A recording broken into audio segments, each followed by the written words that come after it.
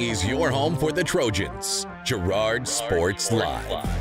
Snap and leans forward, and that's touchdown number 4 for Scott Moore. Girard Sports Live is presented by Crawcan, your community technology partner. Learn more at ckt.net. Looks, throw over to Adolph, quickly down inside, wrap around Boatman, found herself in the right place, foul, and the bucket! He'll try a 3 and hits.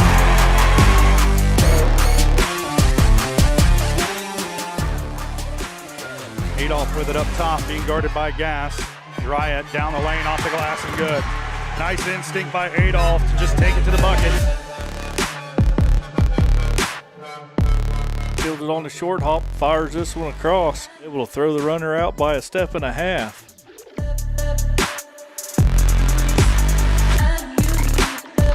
Pitch to the outside to Ashbacher. Gets a good block on the outside, and he's in for the touchdown. It's time for the Trojans. On your home for Girard High School Athletics. Girard Sports Live. Girard Sports Live.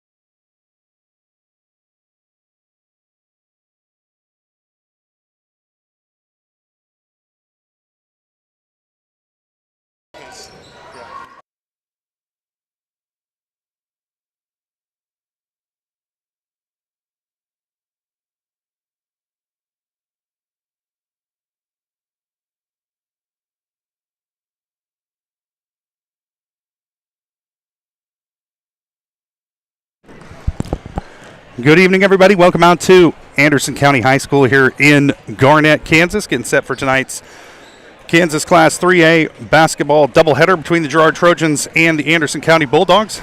I'm Josh Leitner, alongside me, Daryl McLeod. And Trojan girls coming into tonight's game at 12-2, getting set to take on Anderson County. They've been struggling a little bit this year. They are 2-10. We'll talk more about that as we move forward through the Community National Bank and Trust pregame show, but first we do want to let you know that Girard Sports Live is presented by Crawcan, your community technology partner. Don't get bit by slow speeds and high prices. Get gigabit, the fastest internet in Southeast Kansas with Crawcan. To learn more, go to ruralfiber.org or see everything Crawcan has to offer at ckt.net. We'll take a quick break. We come back, fire up the Community National Bank and Trust pregame show as we get closer to tip-off from here in Garnett. Trojans and the Bulldogs coming up on Girard Sports Live. Why settle for less than the best? Crawcan's gigabit fiber optic internet is now available to Pittsburgh, Frontenac, and Fort Scott, and many rural areas in between. Crawcan has the best speeds, the best reliability, the best service, the best support, and is overall the best value on all ultra-high-speed internet. If you want the best home internet connecting as many devices, all without equipment rentals, contracts, or overages, it is the time to switch to the best. It's time to switch to Crawcan. Community National Bank and Trust has been serving the area for more than 30 years with a strong commitment to the highest quality leadership and banking services. Missing that human touch with your bank? Come talk to a real person at Community National Bank and Trust. We're your local bank that's small enough to know you, yet big enough to offer the best products. Community National Bank and Trust. Federally insured, locally awesome. Member FDIC.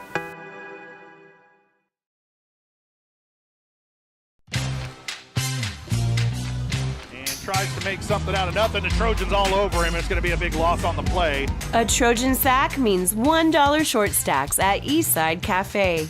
Kick off your day with a hearty breakfast or take that midday break at Eastside Cafe. And this fall, when the Trojans get a sack, you get $1 short stacks the next day. Eastside Cafe, a favorite of the 4 states winner. Go Trojans from Eastside Cafe. Since 1918, GN Bank has been the heart of our community. Big enough to meet all your banking needs, but small enough to offer that personal touch you deserve. From agricultural loans to home mortgages, GN Bank has the expertise, products, and service to help you thrive. With a pledge to treat others ethically, be adaptable, focus on customers, and invest in the communities they serve, GN Bank is committed to your success. The best place to bank and borrow, GN Bank, where community banking truly comes first. Equal housing lender, member FDIC.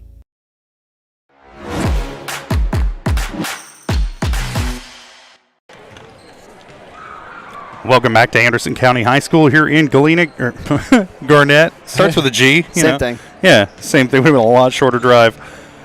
Trojans getting set to take on the Anderson County Bulldogs tonight. We think it's time to talk area matchups.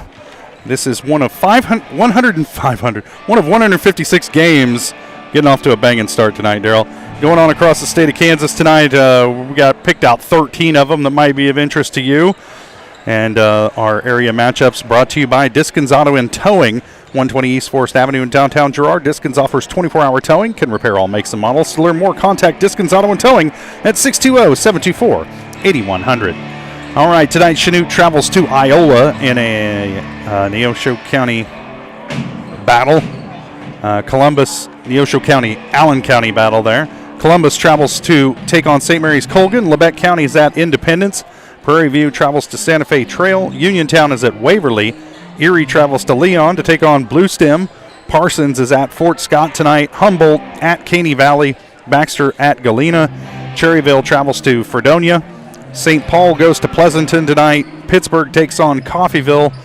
Field Kindley High School there in Coffeyville. And Riverton is at Frontenac. This is the GN Bank. No, this isn't. This is the Community National Bank and Trust pregame show. Brought to you by Community National Bank and Trust. Serving the area for over 30 years. Stop in soon to pick up your very own Girard Trojan Instant Issue Mascot Debit Card. Community National Bank and Trust, a proud supporter of Girard Schools. Learn more online at mybankcnb.com. We'll step away for a quick break. We come back. We'll get you your keys to the game, your starting lineups as we get closer to tip-off here in Garnett. Trojans and the Bulldogs coming up right after this on Girard Sports Live.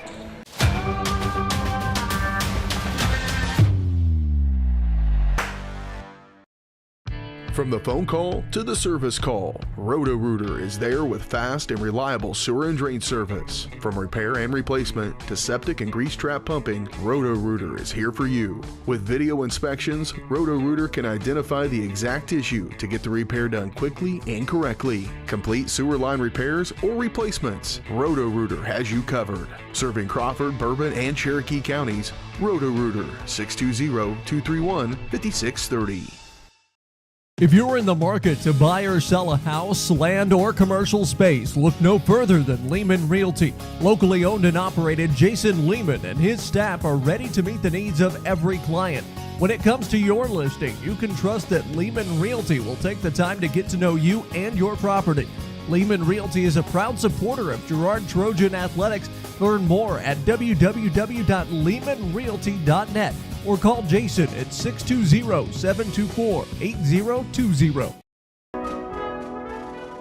The first one here is a 2017 Ford Focus with only 21,000 miles.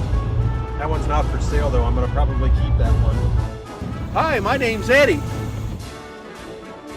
2016 Chevy Malibu with only 13,000 miles, but I might hang on to that one too. So let me show you the next one. Ford F-150, but that one's going to stay with me too. So let's go down to the next one here. Hi, I'm Eddie.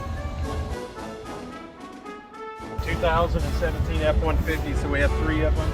I could probably let that one go.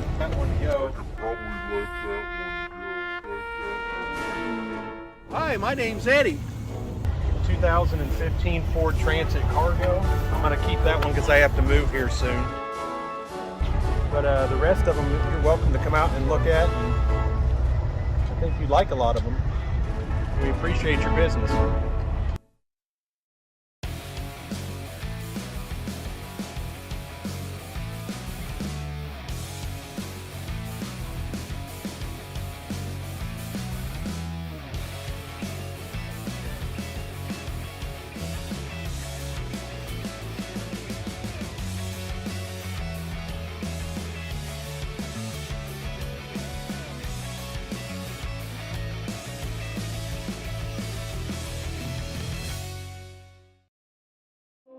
unbelievable amount of devastation. I've never seen anything like it. We had a beautiful barn that was gone in 20 minutes. Farm Bureau stepped up right away and said, hey, we got you and we'll be there for you. We were taken care of. Now we could get on to repairing and rebuilding. I tell everybody about Farm Bureau. We're fortunate to say we have good coverage with good people doing it. Contact Judd, Lori, Lisa, or Amber in Girard for all your insurance needs. Hello, Four States. This is Jay Hatfield with Jay Hatfield Motorsports. We've been serving the Four States area with motorcycles, ATVs, and side-by-sides, plus offering you parts and service since 2005. We have 2 convenient locations, Pittsburgh and Joplin, selling quality brands such as Polaris, Kawasaki, Yamaha, Can-Am, and Suzuki. Jay Hatfield has a huge inventory available for immediate delivery. We offer financing options and an extensive selection of accessories. Most important, we're making deals. Come in and get your fun started today at Jay Hatfield Motorsports in Pittsburgh or Joplin.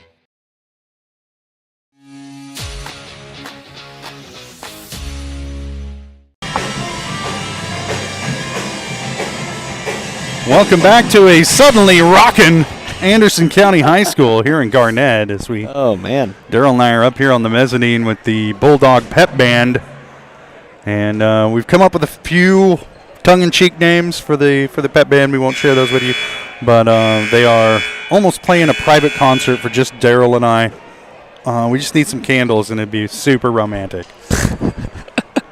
Getting closer to tip-off here in Garnett. Let's go ahead and talk keys to the game. And for the Lady Trojans, you got to think it's turnovers, jumping out early and keeping this home crowd sitting right in front of us here, which we'll no doubtedly hear throughout the game. True. Out of the game. Right, and I think it's just about coming here and taking care of business. There's no reason you should lose to this Anderson County team.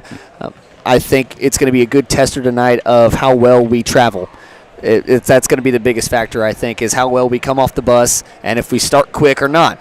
I think in the end, no matter what, we should come away with the win against this team. I'm not promising it, of course, unbiasedness in nature, but I still think that this team that we have is just going to be miles ahead of Anderson County. They've had a rough start. I'm 2-10 coming into this game, so I think we shouldn't have a problem with them, and I think it's taking care of business.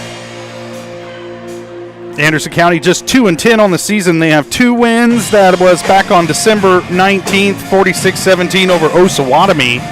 And then back on the 23rd of January, a 59-18 win on the road at Yates Center. Other than that, 8 losses. They're coming off a 47-33 loss at Burlington.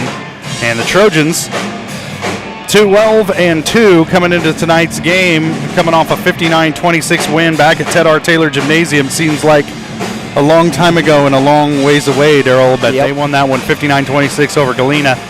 And Erica Boatman had 23 points. Maddie Kester finished with 11 for the Trojan girls.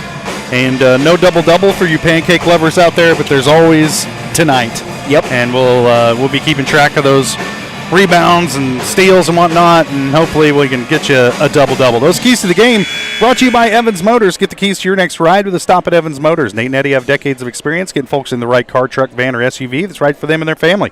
Stop by and see them at the intersection of highways 69 and 400 just south of Pittsburgh, or see their full selection online at evansmotors.net. All right. Well, one good thing, we got some pretty powerful internet. Wireless internet here for now. I was shocked. In Garnett, I mean, with internet like this, you could probably retask satellites or something. I mean, you could get in all kinds of trouble with internet that powerful. It's nothing compared to the internet at Ted R. Taylor, but a good one for a road game. So hopefully we'll have a smooth and seamless broadcast for you here on Girard Sports Live. So getting ready to have the starting lineups here on the floor. Our starting lineups brought to you by the Jagged Edge. Trojans will start this game in style, but nowhere near the level of style you'll find at the Jagged Edge. Stylist Carla Sands will have you looking your best for your next big game. Make an appointment soon by calling 620-724-7500. After the pep band, I can hardly even hear the PA announcer, Daryl. Yeah. Okay, so let's talk starting lineups first for Garnett. They'll start number 2, freshman Addie Summer. Number 14, sophomore Brooklyn Kellerman. Number 20, senior Taylor Clark. Number 21, freshman Lily Kent. And number 31, junior Briley Kohlmeyer. For the Girard Trojans, they'll start Number 10, 5'9", sophomore Marley Sisney. Number 11, 5'8", senior Jariah Adolph. Number 14, 5'9", junior Maddie Kester. Number 23, 5'9", junior Erica Boatman. And number 22, 5'6", sophomore Carson O'Ran. Now, we might see Kennedy Keller tonight in place of Sisney, and we do. So Kennedy Keller to get the start tonight for the Trojans. She's number 12 on your roster, 5'8", sophomore. And she'll get the start tonight for Girard here on the road in Burlington. Trojans looking to improve to 13-2. And as they get ready to head into Sub-State, and we'll talk about that Sub-State coming up as we got into it a little bit with Coach Westcott after the boys game last week, or earlier this week, excuse me, and a 16-team Sub-State. It's going to take place in Columbus, which will be a real thrill for Daryl and I, and we'll have that for you here on Girard Sports Live. There's 16 teams, so basically all the 3A teams in like eastern Kansas or southeastern Kansas. So it's Baxter, Burlington, in no particular order, by the way. Baxter, Burlington, Caney Valley, Cherryvale, Columbus, Fredonia, Frontenac, Galena, Anderson County, Girard, Humboldt, Iola, Prairie View, Jayhawk Lynn, Neodesha, and Riverton. Wow. Will all be in Columbus. I hope the Sonic in Columbus is stocking up. And I think those first one or two rounds are based on seeding. They're home and away. And home and away? Yeah.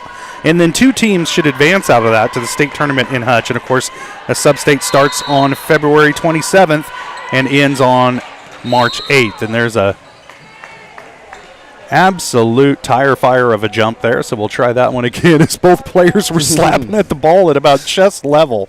And it ended up with the Trojans. I don't understand. They're going to award the ball to Anderson County, and I don't understand the interpretation there.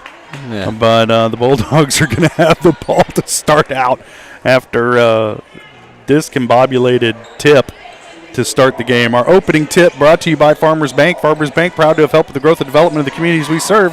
Farmers Bank's looking forward to a brighter tomorrow. Farmers Bank with locations in Hepler, Walnut, St. Paul, and Girard. The shot no good. Rebound, Erica Boatman, and now the Trojans with it on the offensive end, so everything worked out okay for Girard as they have our opportunity to score first here tonight. Carson O'Ran steps into a long three-pointer off the mark, tipped around, and the rebound comes down to Lily Kent for Anderson County, and we're underway as the Trojans applying some pressure to Addie Summers. She tried to bring the ball up the floor. Now a scrum for a loose ball, and I'm going to have to stand up so I can see over this railing with the banners hanging on it. And we need some high-top bar chairs. That would be preferable. That'd be a nice little addition. Yeah, nice little touch. We'll put in that request, and there's a traveling violation against Anderson County, and that's their first turnover of the ball game, and they'll give the ball to the Trojans. Still scoreless here with 7:15 to play first quarter. Trojans taking on Anderson County in maybe a little preview of a sub-state matchup, and I don't know, darn near every game Trojans have played this year is a preview of a sub-state matchup.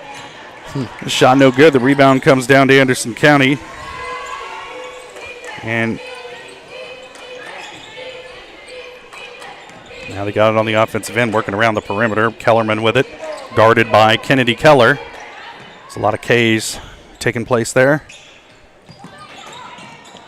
Briley Kohlmeyer tries to get it down low, and again another turnover by Anderson County as Maddie Kester comes away with it for the Trojans, and Rand will handle it up the floor. 6.5 to play. We're still scoreless here in Garnett. Kester driving down the lane, lost her dribble, gives it up to Keller, and she is fouled. Or are they going to say she stepped on the end line? Nope, she was fouled.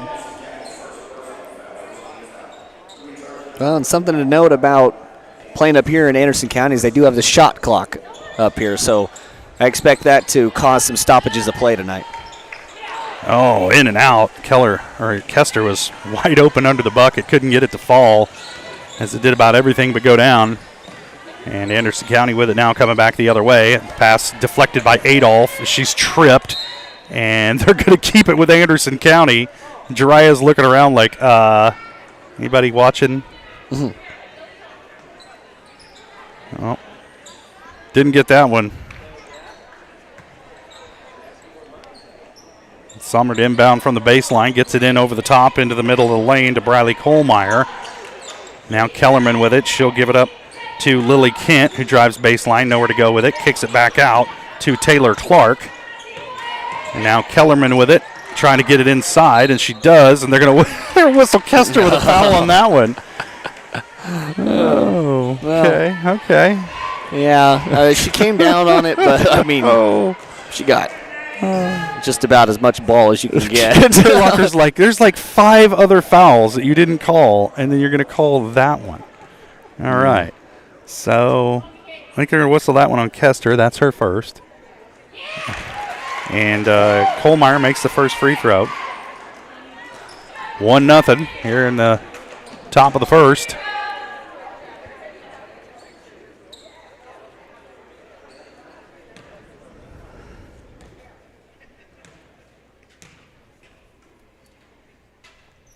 Second shot on the way, no good. Rebound tipped around, tracked down by Girard Adolph.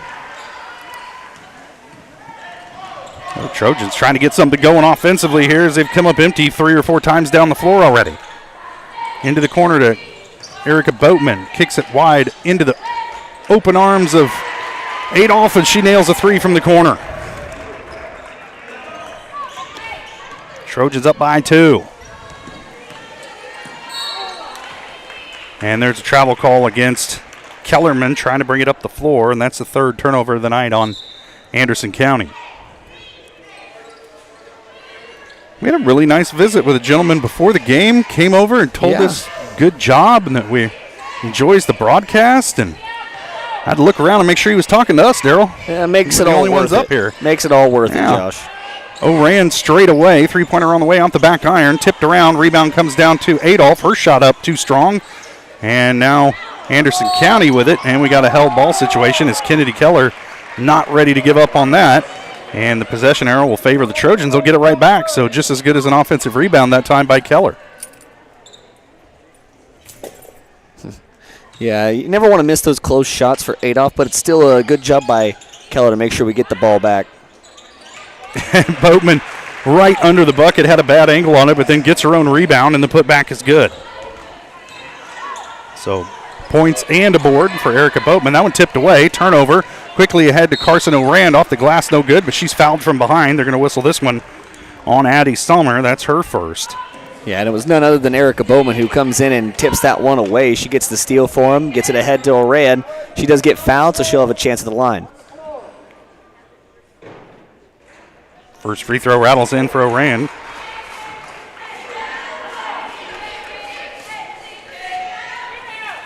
Pushes the Trojan lead to 5. Second shot on the way is good.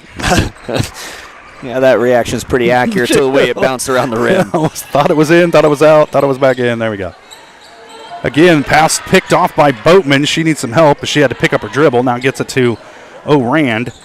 And that's the 5th turnover of the night on Anderson County. As this Trojan defense really giving them trouble in the half court, but then O'Rand throws it away, and Anderson County gets it right back. And we're going to have an offensive foul. Not a popular call here in Garnett, as that one goes against Brooklyn Kellerman. That's her first. I actually think he's not. No, it doesn't look like he's going to call a foul. I think he's just going to say she dribbled it off her leg. Oh. And that was the indication instead of it being tipped out. There we go. So, hey. Boatman into the lane, stepping through. Shot on the way, no good. Loose ball comes down to Keller. Out to Kester, open for 3. No good off the back iron. Tipped around again. And I think they're going to get Adolph for over the back. No, they got it on Boatman, who actually had good position. Yeah, maybe it was just the collision that knocked her down. I don't know. Not a lot of folks going to win a collision with Erica, but yeah, I was going to say a physical box out by Erica is usually the case. So.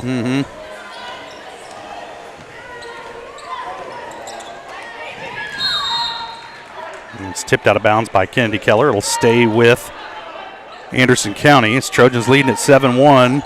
About 4:11 to play first quarter.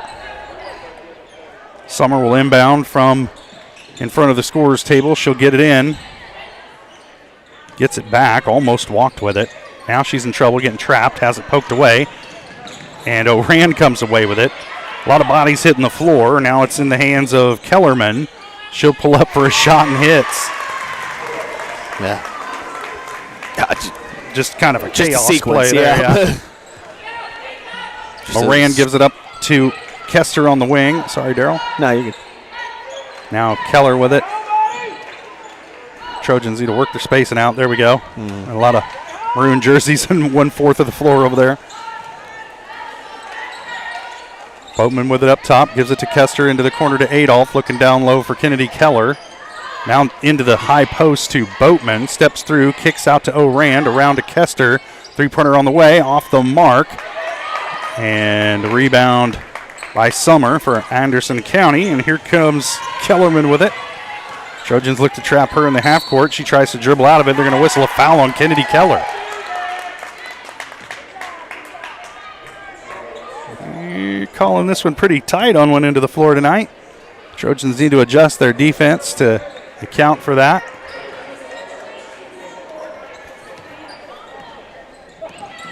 Kellerman with it. She's trapped again in the half court. Gets it over to Summer. Pulls up for a three off the glass and good. I'm sorry. And Trojans leading it by one, and you can't let them hang around if you're Girard and get this home crowd into this game. Sisney into the game. She checked in replacing, I believe, at Maddie Kester. Adolph with it on the wing, surveying. Now she gets it over to O'Rand, top of the key. 8 seconds on the shot clock for the Trojans. Over to Adolph. She drives baseline down to Boatman off the glass and good. That was a good job on that possession to not let the threat of the shot clock hurt your shot at all. Adolph does a good job staying calm under that pressure and gets a nice pass into Boatman. Trojans by 3 as Summer brings it across the timeline against the pressure. Poked away from behind, and Adolph comes away with it for Girard. Now O'Rand with it. Top of the key, gives it to Keller. She's fouled going into the lane. And home crowd doesn't like it. But not a shooting foul. It'll be on the floor as O'Rand will inbound from the baseline for Girard. Trying to force it into Boatman. Sisney was open out at the three-point line. Nobody around her. I think they were looking for a higher percentage shot, but I think, does that turn it over to Anderson County or is it Trojan ball? Who's throwing it in? The official's only going to wait around so long.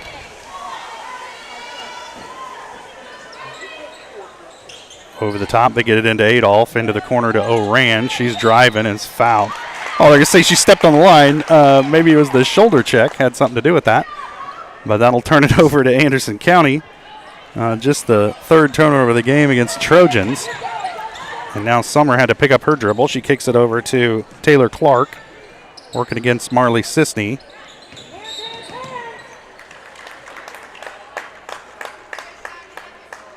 And they're going to whistle a defensive foul against Carson O'Rand.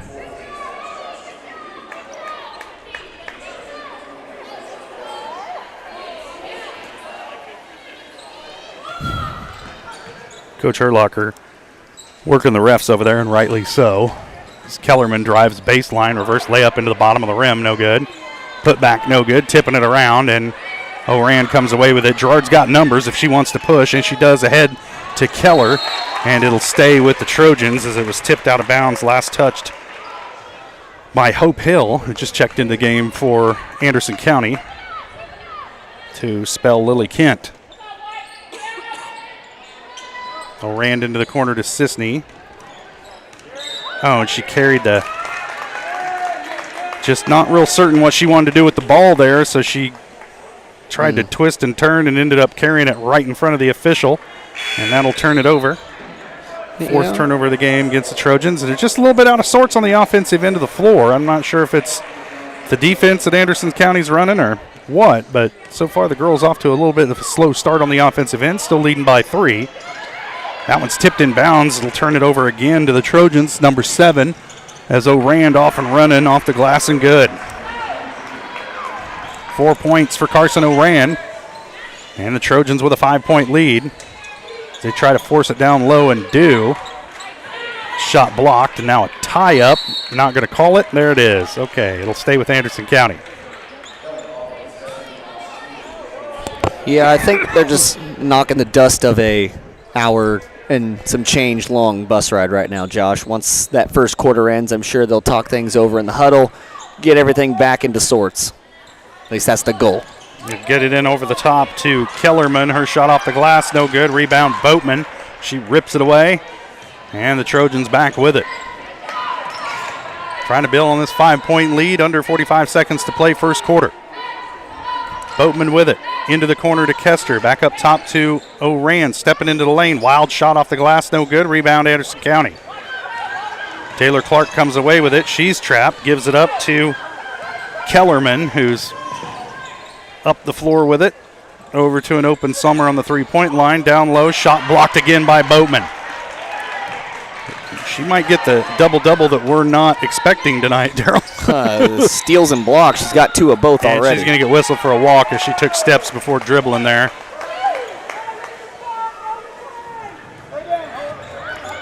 So that's turnover number 5 on the Trojans. Summer with it. Gives it up. And they get it ahead to Brooklyn Kellerman. 3-point shot way off the mark. And the rebound comes down to Boatman, but too far to go, and that'll end the first quarter. Trojans lead it by 5, 11-6. We'll take a quick break, and we'll be back. You're watching Trojan Basketball on Girard Sports Live.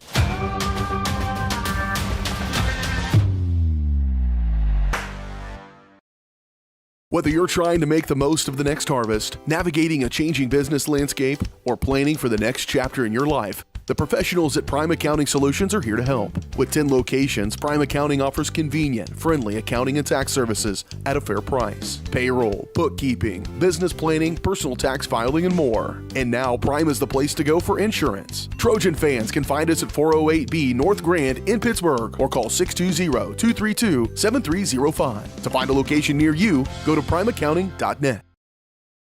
Chicken Annie's of Girard is something to crow about. Their family-style restaurant continues a Southeast Kansas tradition with their specialty, fried chicken, plus famous homemade onion rings, chicken and noodles, and so much more. And of course, their delicious homemade pies. Dine in or carry out available. Chicken Annie's of Girard has the best value, flavor, and service in the area. Stop in soon or call for catering. 620-724-4090.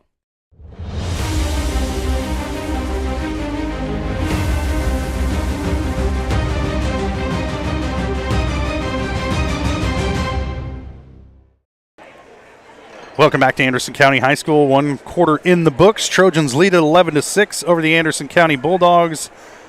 We were getting set to be late coming back, but then the officials had a point of clerical clarification with the scores table, and now we're getting ready to go here. They had just 7 minutes on the clock instead of 8, so they're wanting to short us, Josh. Well, just means we get home earlier. It is a long drive. Sisney up top to Adolph, now back to Marley. She's out to Kester for 3. It's good. Maddie Kester, her first points of the night. And the Trojans out in front by 8.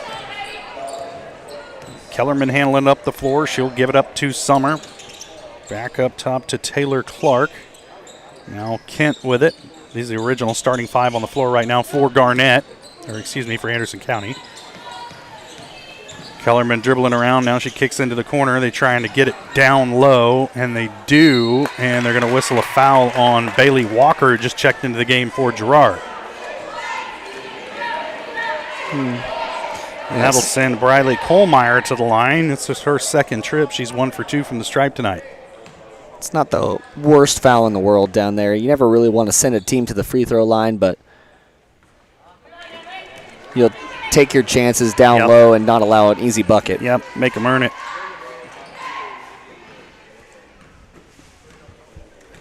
Kohlmeyer first shot, no good off the back iron. Second one on the way is good. 2 points for Kohlmeyer, 2 for 4 from the line. And the Trojan lead down to 7. As Adolph will bring it across the timeline, set up the half-court offense for the Trojans. Thought about a 3, kicks it in the corner to Kester. Now back up top to Jariah Adolph. Sisney back to Adolph. Middle of the lane to Keller. Kicks it out. Kester again open for 3. Off the back iron, no good. Rebound ripped away by Marley Sisney. Sisney into the lane. Got away with one there. Kicks it out to Adolph. Now Kester with it. And the Trojans need to settle it down. Settle it down. There we go. Adolph with it up top. As they're playing a 2-3 zone right now, are Anderson County. It's kind of collapsing down quickly on the Trojans inside. Get it middle of the lane to Keller. Nowhere to go with it. Now down low to Walker. Her shot no good. Keller's there to get the loose ball to put back. She's fouled, and Kennedy will head to the line to shoot 2. With this zone, you mentioned they're collapsing very fast. They're a little happy to that, so to speak. So you're going to have to get used to shooting that 3 ball outside. Kester's going to be open a lot in that corner if they keep going back to that little post that they've been moving, but that's just going to open up a lot of people outside the arc if they're moving in so quickly. So that 3-pointer's got to start falling for the Trojans. Keller hits the first of 2. Wait for some subs into the game as Boatman and O'Rand will check in, replacing Sisney and Walker.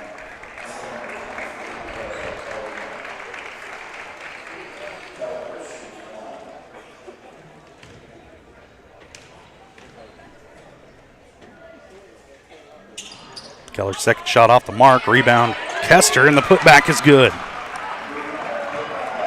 5 points for Maddie Kester. Trojans by 10. Just over 6 minutes to play first half. Summer with it. Outside the 3-point line. She'll kick it over. Long shot on the way from Clark. No good off the front iron. Tipped around out of bounds. It'll be last touch by Adolph. It'll stay with Anderson County. Is getting some subs into the game for the Bulldogs as Mara Rockers and Hope Hill check into the game for the Bulldogs. Kellerman gets it in. Shot on the way from Hill. No good. Rebound. Yeah. By Kohlmeyer, and the Trojans didn't have her quite boxed out well enough, and she was able to get up there and get that rebound, and now she'll earn herself another trip to the line. She's 2 for 4 from the stripe. And who'd they get that foul on? That's Boatman's second. That's not a good one for Erica, and she wasn't really near that play. I don't know how she picked up that personal foul. It might be what she's asking the official, like I was on the other side of the lane, bud.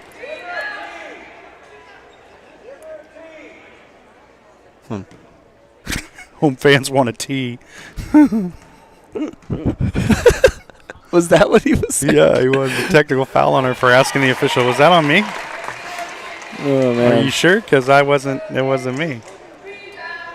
Well. But are you sure? That might be one of the earliest technicals in the game. No, it's not. I mean, come on. Yeah.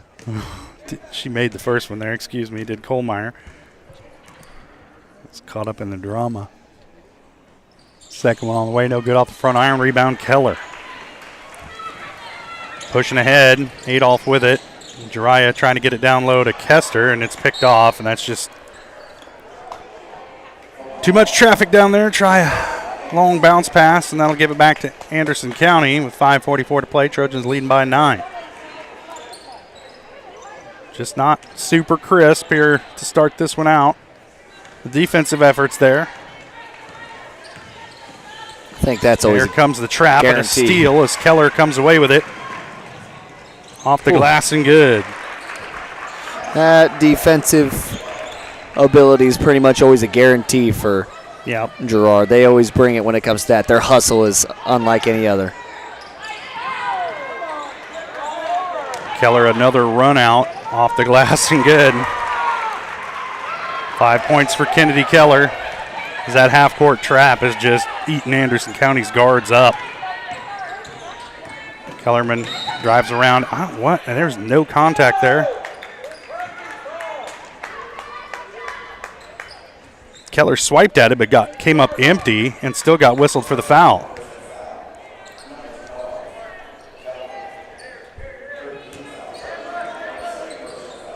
That's 2 on Keller. So Trojans need to watch the foul trouble.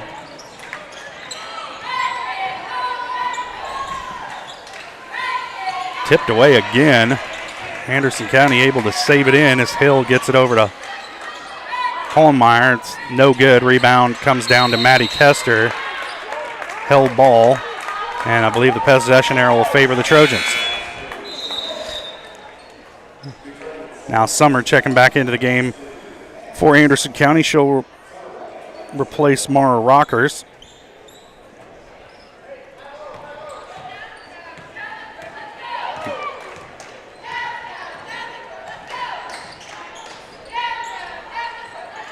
Turn around in the lane for Kester's good.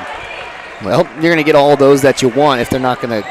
Well, they have been collapsing down. I know, with that. normally. Yeah. She just found herself wide open there. Don't reach. Keller, I think Keller just picked up her third. Yeah. If that does go on her, it will. It will. So that's going to bring Sisney into the game. But Kellerman was out of control there, dribbling it through. You just got to let her go. Let her go. And her second foul was a swipe from behind. Well, full timeout.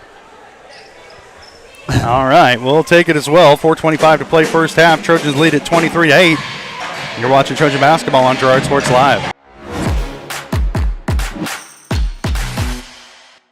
Communicating with current and potential customers is a must in the world of business. Advertising is nothing more than communication and an invitation. Look no further than Norris Advertising, offering a wide variety of services from billboards, radio across the 4 states, and digital ad services like ZTV, YouTube, geofencing, streaming, and more beyond the local view. Looking to upgrade your storefront? Norris Advertising is your go-to for local digital sign sales. Norris Advertising. Get your ads to work. Selling equipment can be a hassle. Whether you're needing to replace an old tractor or you're finally getting to retire, the time and energy needed to clean, prep, promote, and sell seems daunting. That's why you need Tyler Jackman and Big Iron Auctions. From one piece to the whole farm, Big Iron Auctions can deliver your items to more than 750,000 registered bidders. Call Tyler Jackman at 620-404-8115 or learn more at BigIronAuctions.com.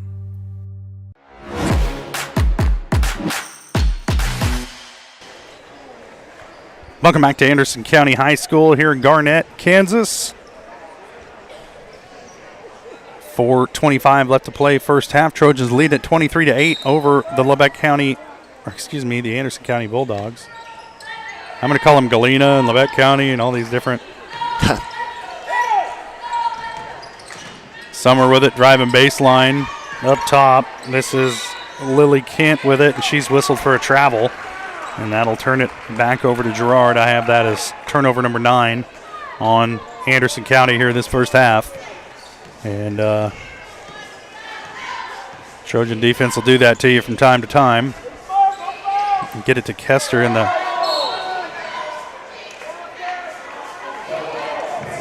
It's a held ball as Kester left her feet with it and landed again, and that'll turn it over to Anderson County. As they're collapsing on that high post. That was there against Galena on Tuesday night, but Anderson County doing a much better job against that high post here on Friday night. Shot partially blocked. Kester comes away with it, and she's clotheslined. And that does constitute a foul. And let's see who they will get with that one. I don't know. Could have been a couple people. And they get Lily Kent with that one. That's her first. And the 10th turnover of the night on Anderson County. Unofficially, of course. O'Rand with it, top of the key. Adolph to Kester in the lane. Maddie battling for position. Kicks it out. They do the 3-second call on her? On Walker. On Bailey Walker. Okay. Yeah. Who was kind of just had the best seat in the house for that possession there. They get it ahead to Lily Kent. Now this is Kellerman with it. All good, right? All right, ball gets wrestled out, and the shot is up and good for Kohlmeyer. She's got 5. And the lead is down to 13 for the Trojans. Sisney with it on the wing, up top to O'Rand, back around to Adolph. Down to Kester, she'll turn around, too strong off the back iron. Now another scrum for the ball. And they're going to whistle a travel against Kellerman for kind of rolling over with it, I think. And I think is right. That really could have gone either way. I'm really trying to get a feel for this crew of officials. Yeah, Maddie kind of just took that ball away. Yeah. I thought if anything they were going to call a jump ball there, but it was too quick for a jump ball. So I thought they were going to call a foul on her, so Mm-hmm. I'm just happy with the way it turned out. True. Rand gets it in over the top to Adolph. Now Sisney with it over to Rand, who almost threw it away. Adolph tracks it down.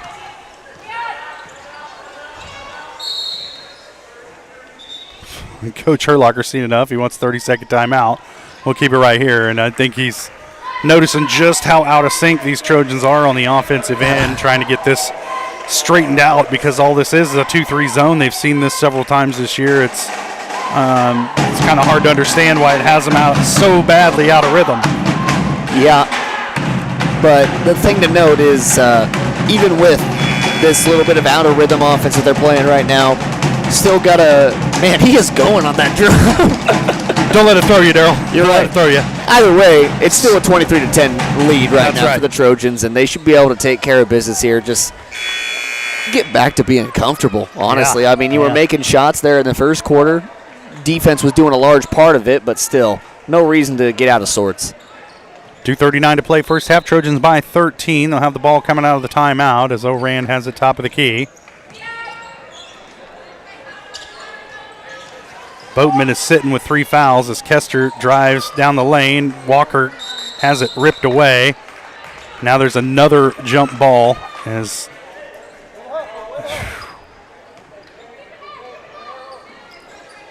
I think it's Trojan ball, isn't it? Yep. Yeah, okay. Well, somebody in maroon. There we go.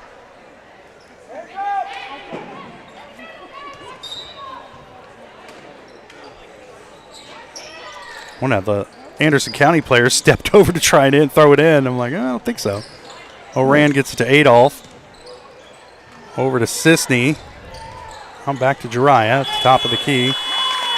And that's a shot clock violation, which Trojans not used to playing with a shot clock because the CNC, one of the leagues this year that's not using it. And so another home court advantage for teams that do, as Trojans not watching it tick down. It's travel, and Summer ends up with the pass. Now back to Kellerman. Kent with it. Dribbles off her foot, and it'll be Trojan basketball. Yeah. Was a sloppy possession, to say the least. One of many tonight. I mean, neither team, I think, would tell you that they've played a crisp game so far. Kester, catch and shoot from the corner, way too strong, ends up in the hands of Sisney, but she loses it. And now it ends up with Lily Kent. And Kellerman will push up the floor for Anderson County. Again, tried to split a double team by just lowering her shoulder. And Adolph off the glass and good. 5 points for Jiraiya Adolph. And they're going to say she got a hand on that one. It'll stay with Lebec or with Anderson County. I myself have not played a clean game tonight, Daryl. It's me. I'm wearing the Lebec County pants. A little out of sorts. Oh, yeah. That's my peripheral vision. That's Kellerman gets the inbound pass. Now she passes out of the double team. I hope they didn't say anybody touched that one. Nope, it'll be Trojan ball. The same thing flew across my mind, Josh. I can't even lie, but still, Trojan basketball, that double team has proven to really add some struggle to the Anderson County guards. Yeah, the half-court trap's killing them. Into the corner to Kester. Sisney gets it around to O'Rand, top of the key. Now Adolph on the wing trying to dump it down low to Bailey Walker. And Jiraiya passed up an open shot trying to force it into Walker. And then stepped on the end line. And this Trojan offense is just really out of sorts, but thankfully the defense is there tonight, and they're up by 15, under a minute to play first half, and a forgettable first half for both squads. Summer gets away with one there as they try and force it down low to her. Her shot's blocked by Bailey Walker, who's off and running. Cross half court, down the lane, off the glass, and good for Walker. Yeah. She shot out of there like a rocket. Coast to coast, man. It's like, oh, nobody else wants to run? I'll run. And Walker comes up with another takeaway off the errant dribble. Adolph with it on the wing, so Kessler going to launch another three from the corner. Too strong. Rebound comes down to Kellerman. Maddie just hasn't had the range from that corner, but maybe it'll come along here later in the game. Hill with it down low. Kessler just takes it away from her. Trying to force it into Adolph, and that'll turn it over and probably do it for the first half. As the Trojans head to the locker room with a 17-point lead, 27-10. We'll take a quick break, and we'll come back with the GN Bank halftime show. You're watching Trojan basketball on Girard Sports Live. Since 1918, GN Bank has been the heart of our community. Big enough to meet all your banking needs, but small enough to offer that personal touch you deserve. From agricultural loans to home mortgages, GN Bank has the expertise, products, and service to help you thrive. With a pledge to treat others ethically, be adaptable, focus on customers, and invest in the communities they serve, GN Bank is committed to your success. The best place to bank and borrow, GN Bank, where community banking truly comes first. Equal housing lender, member FDIC. Selling equipment can be a hassle, whether you're needing to replace an old tractor or you're finally getting to retire. The time and energy needed to clean, prep, promote, and sell seems daunting. That's why you need Tyler Jackman and Big Iron Auctions. From one piece to the whole farm, Big Iron Auctions can deliver your items to more than 750,000 registered bidders. Call Tyler Jackman at 620-404-8115 or learn more at BigIronAuctions.com. It's a bird. It's a plane. It's Chicken Annie's Girard. When you're facing a chicken emergency, there's only one hero. Catering and carry out from Chicken Annie's Girard. When an onion ring craving is too much to bear, when the family's coming over and you weren't aware, it's Chicken Annie's Girard to the rescue. When there's 20, 30, 100 to feed, you need Chicken Annie's Girard indeed. A heroic value, superb flavor. When there's a chicken emergency, there's only one hero. Chicken Annie's Girard. If you're in the market to buy or sell a house, land, or commercial space, look no further than Lehman Realty. Locally owned and operated, Jason Lehman and his staff are ready to meet the needs of every client. When it comes to your listing, you can trust that Lehman Realty will take the time to get to know you and your property. Lehman Realty is a proud supporter of Girard Trojan Athletics. Learn more at www.lehmanrealty.net. or call Jason at 620-724-8020. More than just your neighborhood pharmacy, Mathis Drug is your hometown partner in health. With pharmacist Bria Scheibe and an experienced, highly trained staff, Mathis Drug is ready to serve you. And now, Mathis Drug offers comprehensive compounding, which is one of the few pharmacies in Southeast Kansas with this convenient on-site service. From medications to expert advice, call 620-261-9779. Mathis Drug Store, where community and care come together. From the phone call to the service call, Roto-Rooter is there with fast and reliable sewer and drain service. From repair and replacement to septic and grease trap pumping, Roto-Rooter is here for you. With video inspections, Roto-Rooter can identify the exact issue to get the repair done quickly and correctly. Complete sewer line repairs or replacements, Roto-Rooter has you covered. Serving Crawford, Bourbon, and Cherokee counties, Roto-Rooter, 620-231-5630.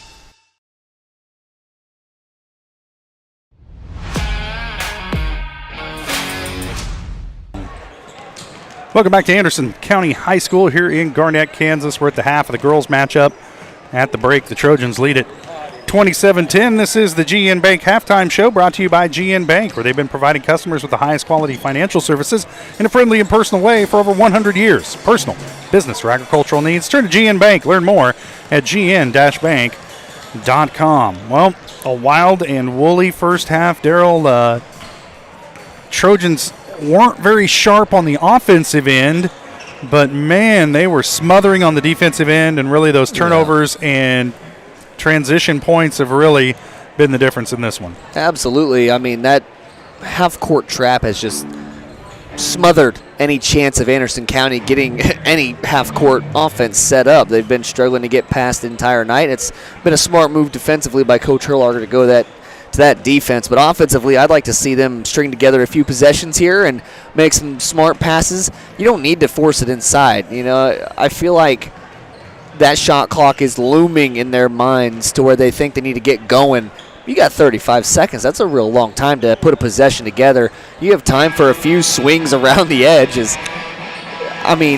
Really, you can take as much time as you want because if we're settling for threes outside anyways, there's no reason to force it in. That's right. That Eye on the Game brought to you by Kennar Eye Care. As we take a look back at the first half, Kennar Eye Care is here to make sure you can see what you're looking at. Kennar Eye Care, with locations in Pittsburgh and Girard, is here to help their valued customers. Learn more at KennarEyeCare.com. All right, well, we're about 5.5 minutes away from the start of the second half. We'll stay right here. Let's take a look at some of the first half stats brought to you by the guys at B&B Excavating. The numbers don't lie, dirt's heavy, so trust the guys at B&B Excavating to move what needs moving. Specializing in septic systems, water line install and repair, driveways, rock hauling, and leveling. Call B&B Excavating at 620-724-2735. First for the Anderson County Bulldogs, they're led in scoring by Briley Kohlmeyer. She's got 5 points, 3 of them from the free throw line and a field goal. Next up, Addie Summers. She's got a 3-point bucket from the first quarter, and Brooklyn Kellerman with a field goal from the first quarter to round out the scoring for Anderson County. For the Trojans, they're led in scoring by Maddie Kester. She's got 7 Points. Jeriah Adolph and Kennedy Keller have 5 points each. Erica Boatman and Carson Orand with 4 points each, and Bailey Walker with a bucket on a breakaway fast break to round out the scoring for the Trojans. We'll take a quick break. We'll be back with more of the GN Bank halftime show. Boys team's out warming up. They'll be playing the nightcap tonight. That game should tip off right about 7 o'clock as the Trojans try and bounce back from a loss to Galena earlier this week at home. And Anderson County, I believe they're trying to bounce back from a loss at Burlington, or against Burlington, earlier this week as well. So all that coming up on Girard Sports Live.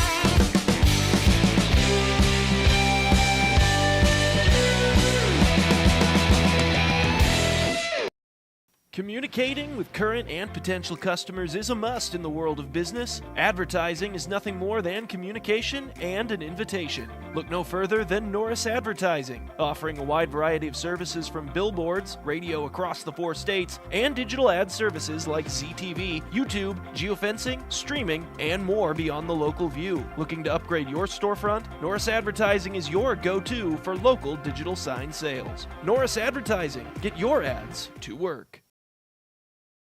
Chicken Annie's of Girard is something to crow about. Their family-style restaurant continues a Southeast Kansas tradition with their specialty fried chicken, plus famous homemade onion rings, chicken and noodles, and so much more. And of course, their delicious homemade pies. Dine in or carry out available. Chicken Annie's of Girard has the best value, flavor, and service in the area. Stop in soon or call for catering. 620-724-4090. You've enjoyed life. Over the years, your community has become your passion, something you hope future generations get to experience, just as you have. That's why the Girard Area Community Foundation has worked hard to help fulfill charitable goals and inspire generosity, meeting the needs of the communities they serve. Creating a legacy fund with GACF ensures what you leave behind is an effective and lasting improvement in the community you love so dearly. Make plans to visit GirardAreaFoundation.com, preserving traditions for those who follow.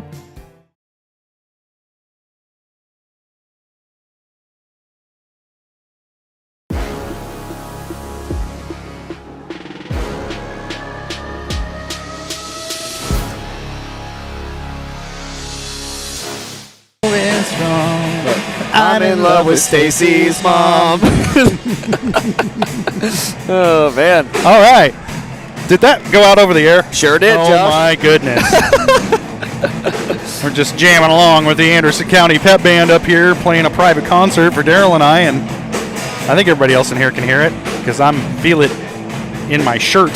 So, Trojans at the break lead Anderson County 27-10. Yeah. Defense has been the story for the Trojans in this first half. The offense hasn't looked great, but the defense has been smothering.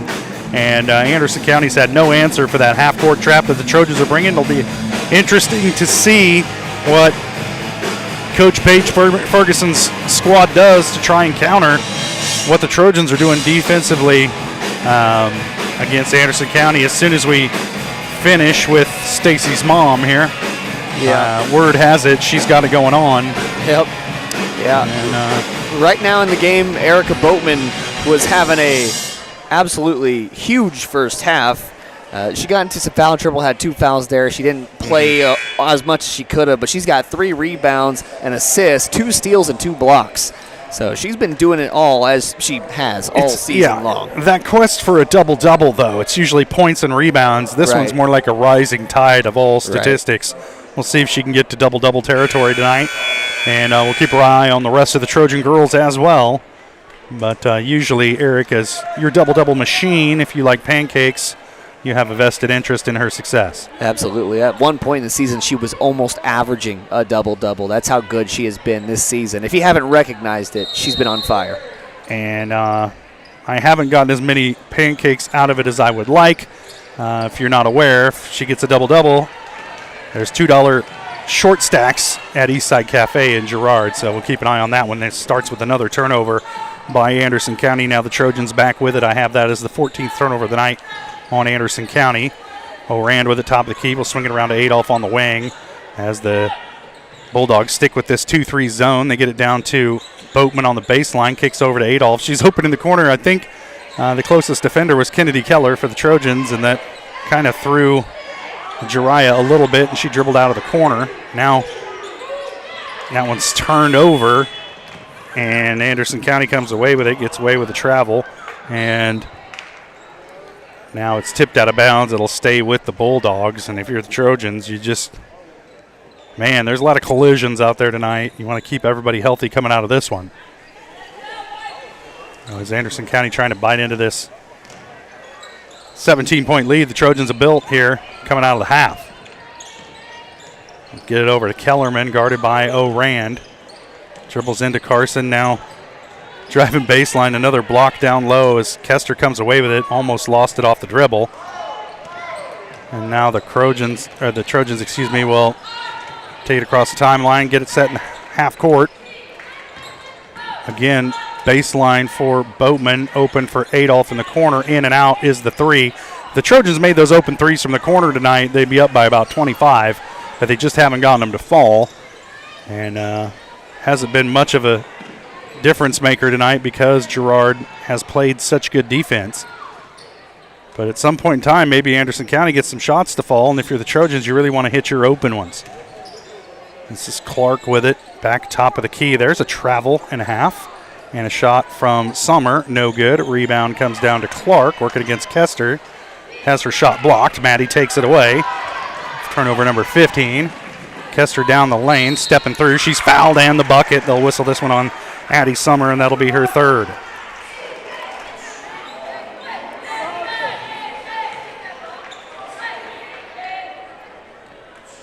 That'll send Maddie Kessler to the line, try to pick up 3 the hard way. Summer will take a seat.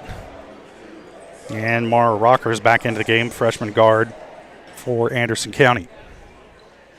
Kester's free throw is good.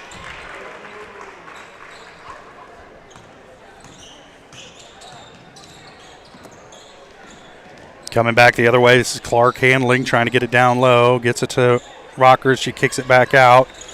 Now Kellerman for 3 off the iron, no good. Battle for the rebound between Boatman and Kohlmeyer, and her shot is off the mark and tipped around, and the Trojans just cannot get this loose ball, and they're going to end up whistling. Oh, no, it's a travel against Kohlmeyer because she never really had a pivot foot as she just kind of had the ball up above her head and just took about 2 steps. And that'll be a travel. That turns it over to the Trojans. I have that as number 16 on the night for Anderson County. Into the corner, Boatman. She'll take the three. It's good. Not a shot you normally see Erica taking. She's got 7. I think she's tired of not stringing together some good possessions on offense. That shot off the mark. Rebound tracked down by Kennedy Keller. Gets it up to Adolph, and now over to Oran. Trojans look to push ahead. Kester with it and lost the dribble. And they're going to have a moving screen. How can you even have a moving screen in transition like that? How's that even possible?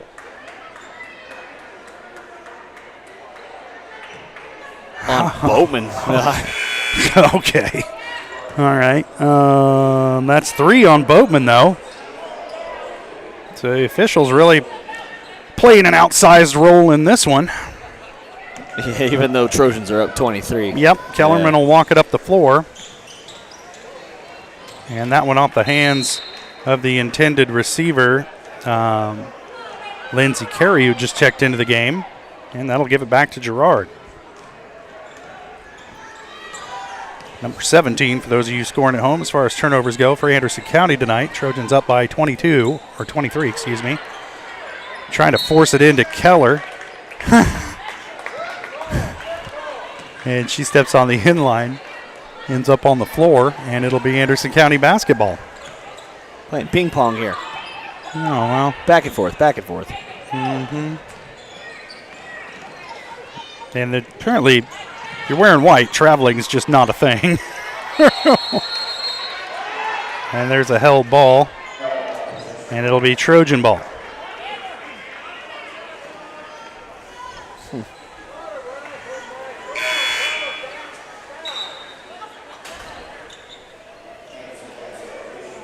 Now Kent will take a seat and Summer into the game for Anderson County.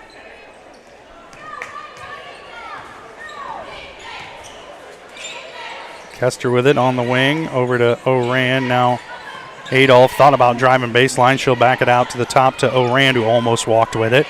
Now Adolph will take a 3 and hits. 8 points for Dry Adolph. Trojans by 26.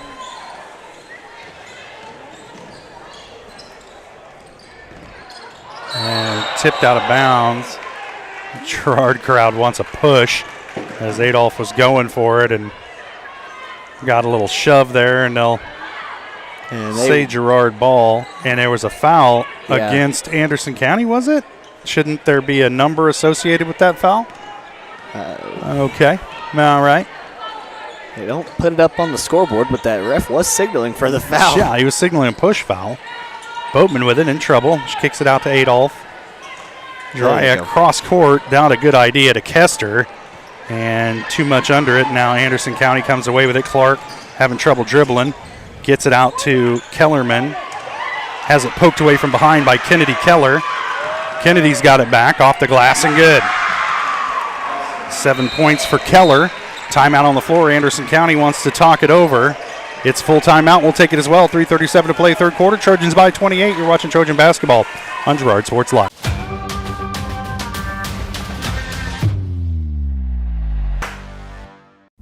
Why settle for less than the best? Croc-Can's gigabit fiber optic internet is now available to Pittsburgh, Frontenac, and Fort Scott, and many rural areas in between. Croc-Can has the best speeds, the best reliability, the best service, the best support, and is overall the best value on all ultra-high-speed internet. If you want the best home internet connecting as many devices, all without equipment rentals, contracts, or overages, it is the time to switch to the best. It's time to switch to Croc-Can.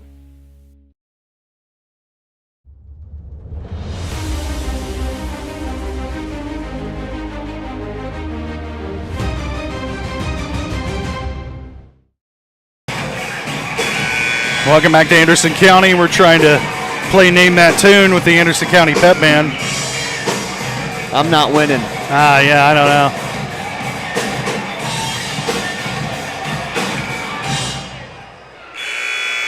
.337 to play, third quarter. Trojans by 28 as they break the huddle a little bit late here at the last moment. Soaking up every word of wisdom from Coach Urlacher. And now we're underway. Anderson County with the ball coming out of the timeout. Clark with it. In trouble as Adolph's giving her a hard time on the far side. Wild shot, no good. Rebound, Sisney. Marley comes away with it, and O'Rand will handle it up the floor for Girard. And on that last possession there, it was Summer who picked up the foul. We were, curious about what the foul was going on, and that is her fourth as well. Sisney, bounce pass in traffic to Boatman, who has it ripped away by Kellerman. A lot of dribbling. Kellerman gets away with a push. Rebound comes down to O'Rand. Now the Trojans off and running. Carson's out. Foot race off the glass and good. Oh, that was just pure speed. Somebody's faster. O'Rand came out of there, and all of a sudden she was just ahead of everyone. Yep. 30-point lead now for the Trojans. 2:40 remaining in the third quarter for Anderson County. Kellerman gives it up to Addie Summer on the far side. Now back to Kellerman, top of the key, guarded by Adolph. Trojans sticking with this man-to-man defense they've been playing here against. It's kind of a trapping man-to-man. That shot no good, and a foul from behind as Sisney had rebounding position and was kind of shoved in the back by Lindsey Carey.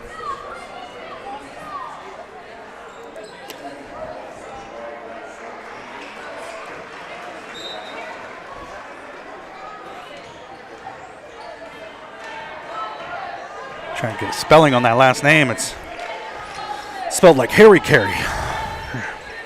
No relation, I'm sure. Holy cow. Sisney with it on the wing. Looking down low. Now she's going to pull the trigger on a three. In and out. Rebound Keller. Fouled on the putback, and Kennedy will head to the line again.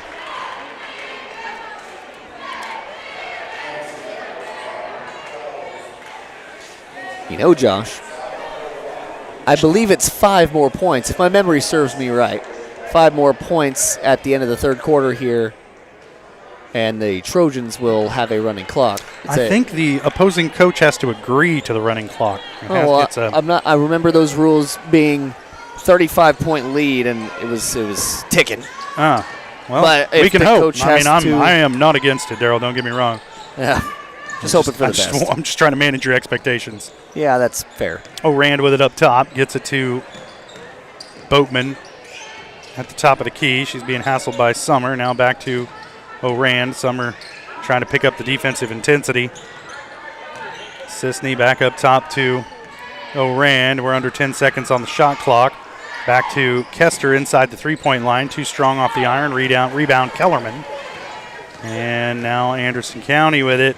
The chance to dash your running clock dreams, Daryl. Then you get it down low to Briley Kohlmeyer. And they're going to whistle a foul at the top of the key at the free throw line against Maddie Kester. And that's just her second. Gotten pretty lucky all night with her handsy style of defense, but they finally going to get her with a call. Keller cuts off Kellerman. Now 3-point shot on the way from Clark. No good. Rebound, Maddie Kester. And the Trojans have it back. A minute and change to play third quarter. Kester with it at the wing into the corner to O'Rand. 3-pointer on the way. No good. Rebound tipped around.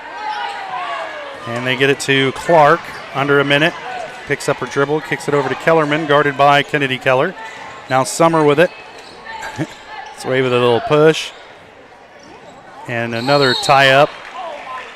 And they're going to whistle a travel against who? On Keller, I believe. It would be Kester. And, yeah. Oh, my. Okay. I couldn't tell even who had the ball, so I'm like, who are you going to call that travel on? Keller's the one who ripped it away there. And Kellerman with it. And it's her pass stolen away again by Kennedy Keller. Off the glass and good for Kennedy. She's had a great night in transition for the Trojans. She's got 5 steals. 9 points to go with them. Almost another takeaway there, and the possession error should be favoring, does favor Anderson County. It'll stay with the Bulldogs.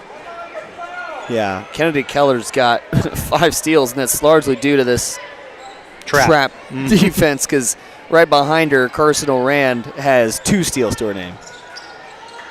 They get it to Clark, force it down low, shot on the way, no good. Rebound comes straight down to Marley Sisting. And she kind of rebounded that in self-defense. It was headed straight for her chops. Keller will launch a three. Oh, no good, and that's going to do it for the third quarter. Trojans lead it 42-10. We'll take a quick break. We'll be back. You're watching Trojan basketball on Girard Sports Live.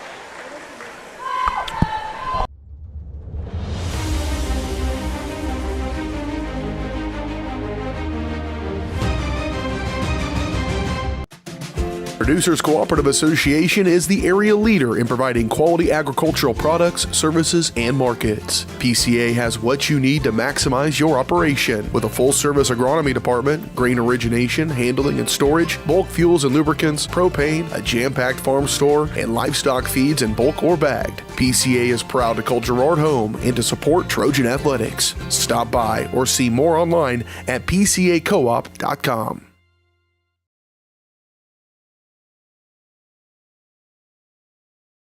Call's service is outstanding in their field, especially for those that are stuck, outstanding in their field. Call's carries a wide selection of farm, industrial, and heavy-duty tires, all from the best brands in the business. And they've got farm service trucks ready to go. Plus, Call's continues to be the place folks go for car and truck tires, repairs, oil changes, and so much more. If you're in the market for new tires in Southeast Kansas, make the right call to Call's Service, 620-724-4121. See more at callservicellc.com.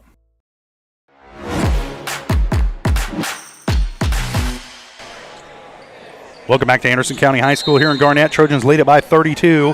1 quarter left to play. As the Trojans held the Bulldogs scoreless for the third quarter. They had 10 points at the half. They have 10 points right now. Walker with it in the lane. Turnaround shot deflected. The putback is good by Maddie Kester, and she's fouled. And she'll head to the line to try and complete the three-point play. Kester's got 12. Maddie might be heading for a double-double. Yeah, she's got 12 points and 5 rebounds, as well as 3 blocks and 2 steals. Yeah. So that's one of the rising tide effect of all statistics for Maddie. Bailey Walker into the game right now. Erica Boatman catching a breather for the Trojans as Kester hits the free throw. 13 points for Kester. And what the bookkeeping effort here, and now we're back underway. What in the heck is going on? Hey, it is a running clock though, Josh. So it is, in fact. Let's just keep having these clarifications between the scores table and the officials. It'll be a quick one and a sure win for the Trojans. Yeah. Take what you can get. Are they telling them that you can't have a running clock? Because if they do, that's an absolute travesty. A miscarriage of justice, Daryl. And they, no, okay. Clock's still running. Okay, I looked up there and it wasn't moving. I'm like, no. Okay. There's a travel and driving and fouled by Walker was Lily Kent. Bailey Walker picks it up. It's either her first or her second.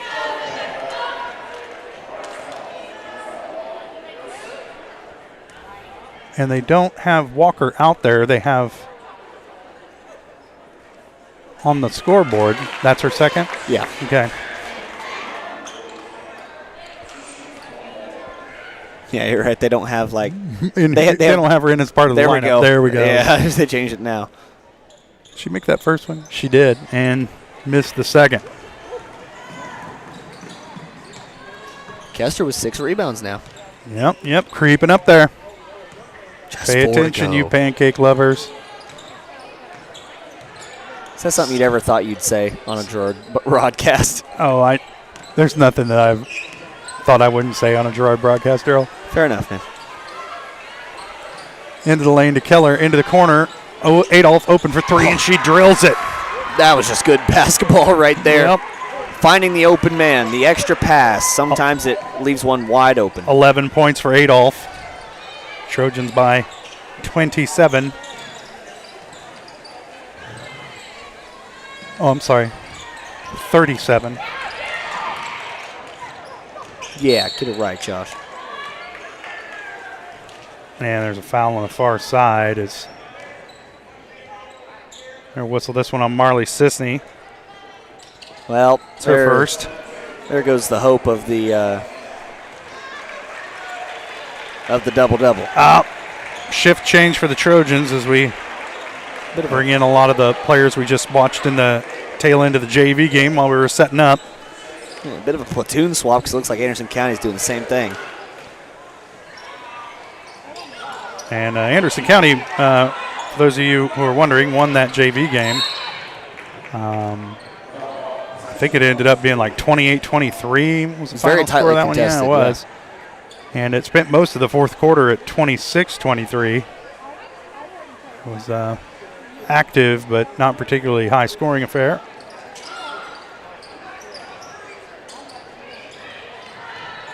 And a lot of this action during that JV game as well. A lot of bodies hitting the floor and held balls, and it was a possession arrow game for sure. 3.5 and counting left in this one. It's just an academic exercise at this point. Trojans get improved to 13-2 on the season. Anderson County going to fall to 2-11.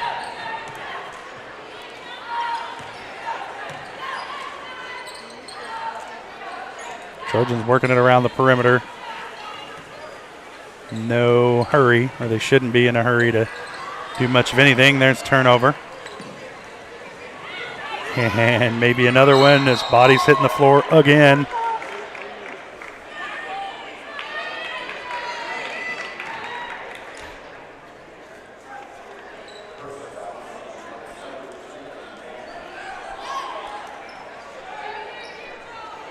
.240. We're not talking a lot because there's just not a lot to talk about. Yeah. And Trojans going to get out of here with this win. As Bailey Walker going to take us, she's like, get me out of here. This is crazy. Anderson County will get it in over the top. Into the lane. Shot on the way. No good. Rebound for a Plotnik. And Trojans coming back the other way with it.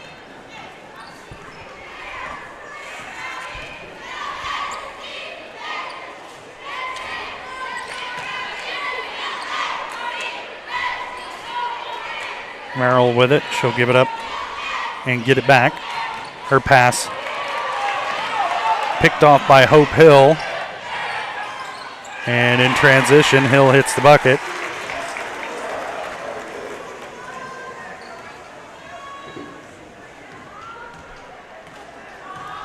Found her way into the scoring column.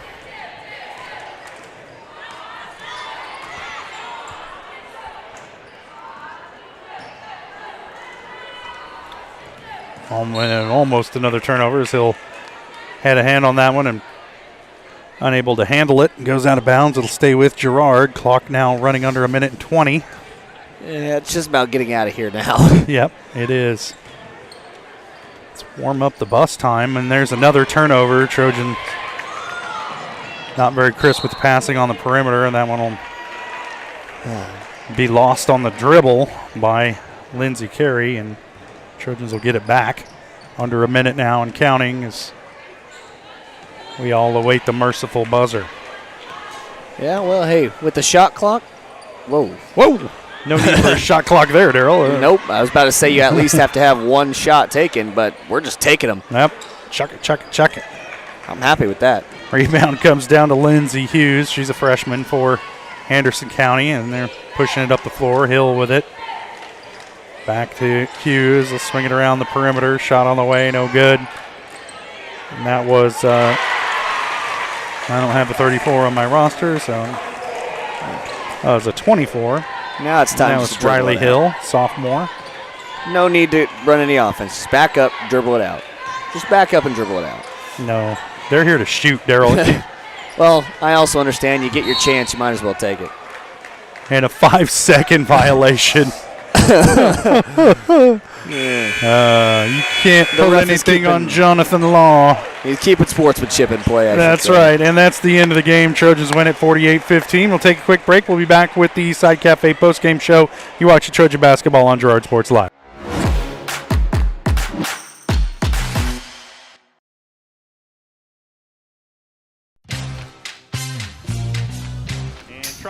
something out of nothing. The Trojans all over him. It's going to be a big loss on the play. A Trojan sack means $1 short stacks at Eastside Cafe. Kick off your day with a hearty breakfast or take that midday break at Eastside Cafe. And this fall, when the Trojans get a sack, you get $1 short stacks the next day. Eastside Cafe, a favorite of the Four States winner. Go Trojans from Eastside Cafe. Hello, Four States. This is Jay Hatfield with the Jay Hatfield Auto Group. We've been serving the Four States area for over 29 years, and we now have 6 locations which offer Chevrolet, GMC, Ford, and Chrysler Dodge Jeep Ram. Each of our locations is operated by a Jay Hatfield family member or managing partner. At Jay Hatfield, we're here to earn your business and trust. We have approximately 300 pre-owned and 300 new vehicles in stock or on their way, and we're making deals. Come see us at Jay Hatfield location today and let us make you part of the Jay Hatfield family. The first one here is a 2017 Ford Focus with only 21,000 miles. That one's not for sale though. I'm going to probably keep that one. Hi, my name's Eddie. 2016 Chevy Malibu with only 13,000 miles, but I might hang on to that one too. So let me show you the next one. Ford F-150, but that one's going to stay with me too. So let's go down to the next one here. Hi, I'm Eddie. 2017 F-150, so we have 3 of them. I could probably let that one go.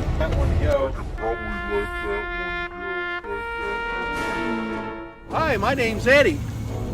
2015 Ford Transit Cargo. I'm going to keep that one because I have to move here soon. But the rest of them, you're welcome to come out and look at. And I think you'd like a lot of them. We appreciate your business. Farmers Bank is a proud supporter of Girard schools. For generations, Farmers Bank has worked with local leaders, businesses, and residents to help shape the future of Southeast Kansas. Farmers Bank is proud to have helped with the growth and development of the communities we serve. As partners in business and friends in life, Farmers Bank is looking forward to a brighter tomorrow. Farmers Bank, with locations in Hepler, Walnut, St. Paul, and Girard. Equal housing lender, member FDIC. Producers Cooperative Association is the area leader in providing quality agricultural products, services, and markets. PCA has what you need to maximize your operation with a full-service agronomy department, grain origination, handling and storage, bulk fuels and lubricants, propane, a jam-packed farm store, and livestock feeds in bulk or bagged. PCA is proud to call Girard home and to support Trojan athletics. Stop by or see more online at pcacoop.com.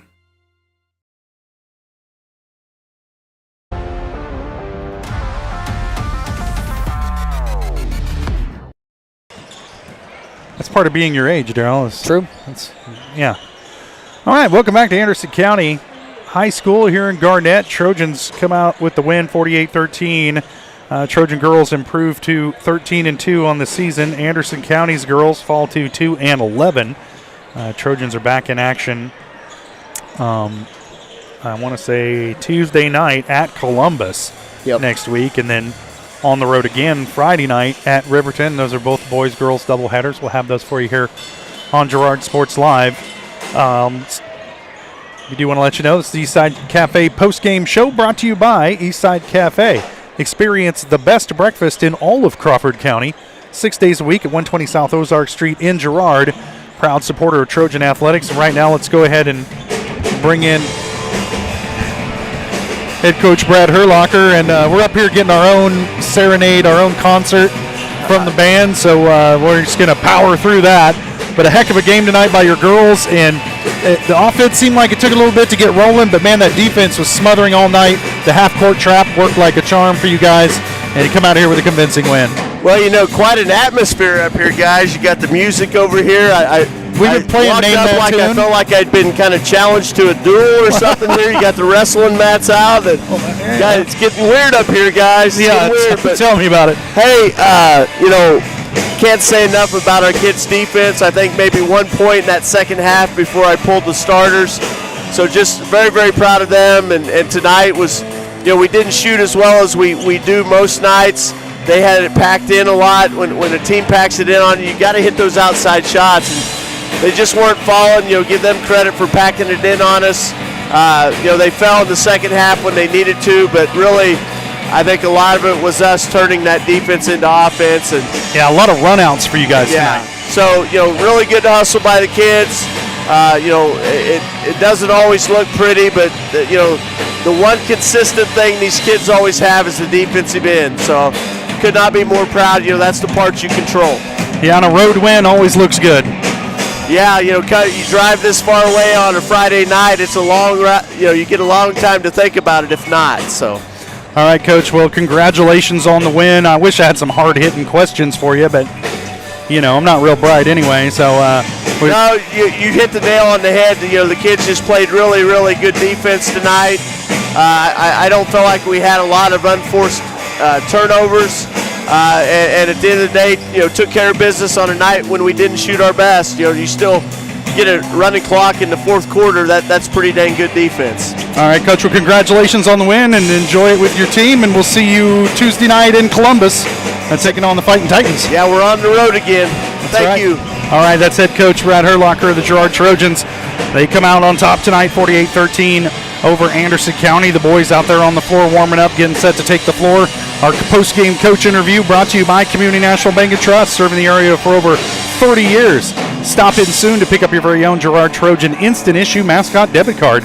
Community National Bank and Trust, a proud supporter of Girard Schools. Learn online at mybankcnb.com. We'll step away for a quick break. We'll fire up the Community National Bank and Trust pregame show and start getting you ready for this boys matchup coming up. Trojans and the Bulldogs after this on Girard Sports Live.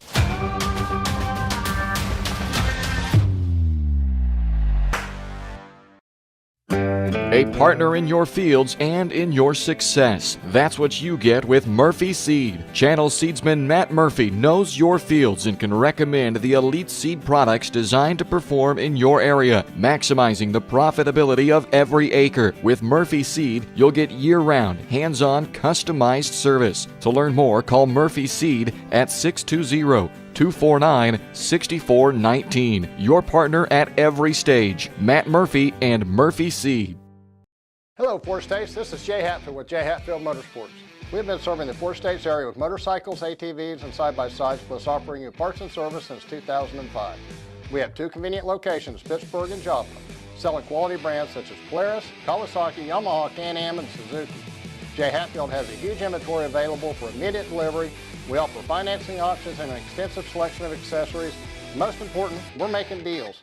Come in and get your fun started today at Jay Hatfield Motorsports in Pittsburgh or Joplin. Unbelievable amount of devastation. I've never seen anything like it. We had a beautiful barn that was gone in 20 minutes. Farm Bureau stepped up right away and said, hey, we got you and we'll be there for you. We were taken care of. Now we could get on to repairing and rebuilding. I tell everybody about Farm Bureau. We're fortunate to say we have good coverage with good people doing it. Contact Judd, Lori, Lisa, or Amber in Girard for all your insurance needs. You've heard go big or go home. At Big Iron Auctions, you can go big from home. With thousands of pieces of equipment, active auctions, bidding at your convenience, and an easy-to-use site, BigIronAuctions.com can help you grow big. Call Tyler Jackman at 620-404-8115 to see how Big Iron Auctions can help grow your operation. Bid now, list now at BigIronAuctions.com.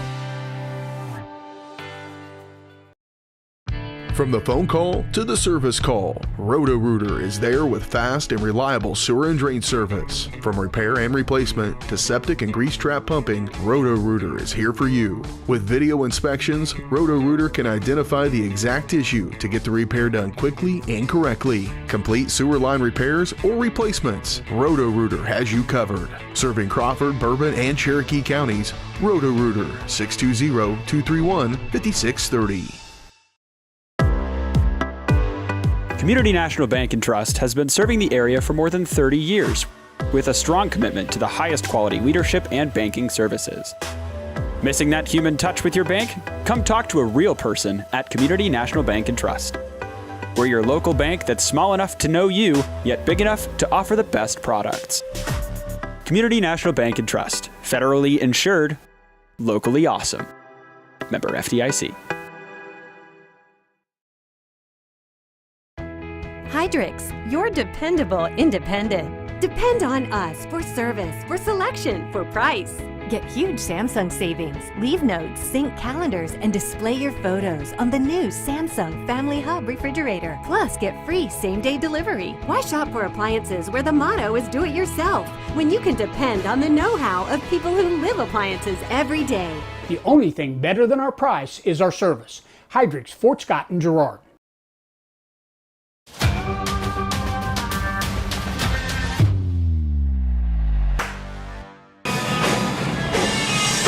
Welcome back to Anderson County High School here in Garnett. Trojans getting set to take on the Anderson County Bulldogs in the nightcap. The boys game tonight.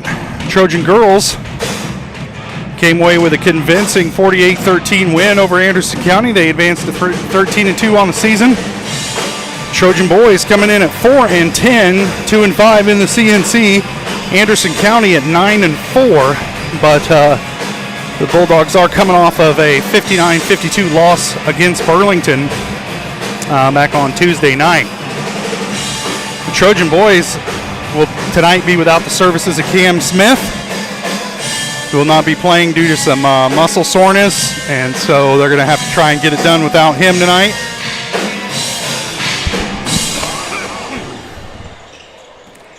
And I'm trying to avoid a coughing fit. That's the pregnant pause there.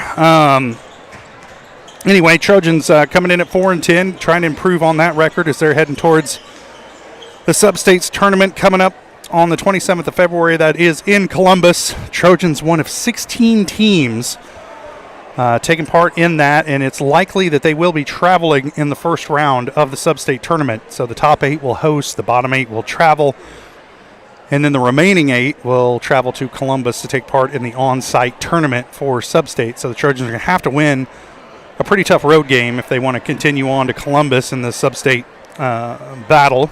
But all that's coming up down the road tonight. Challenge at hand are these Anderson County Bulldogs. And for the Trojans, the problem has been the way they've started ball games, Darryl. Being able to get off the bus and get off to a quick start, and they haven't done a great job of that this season. They're going to have to do that tonight if they want to be successful, as there's a good home crowd here in Anderson County and here to back their Bulldogs. And Trojans, if they want to get out of here with a win, they have to keep this crowd out of the game and keep Anderson County on their heels.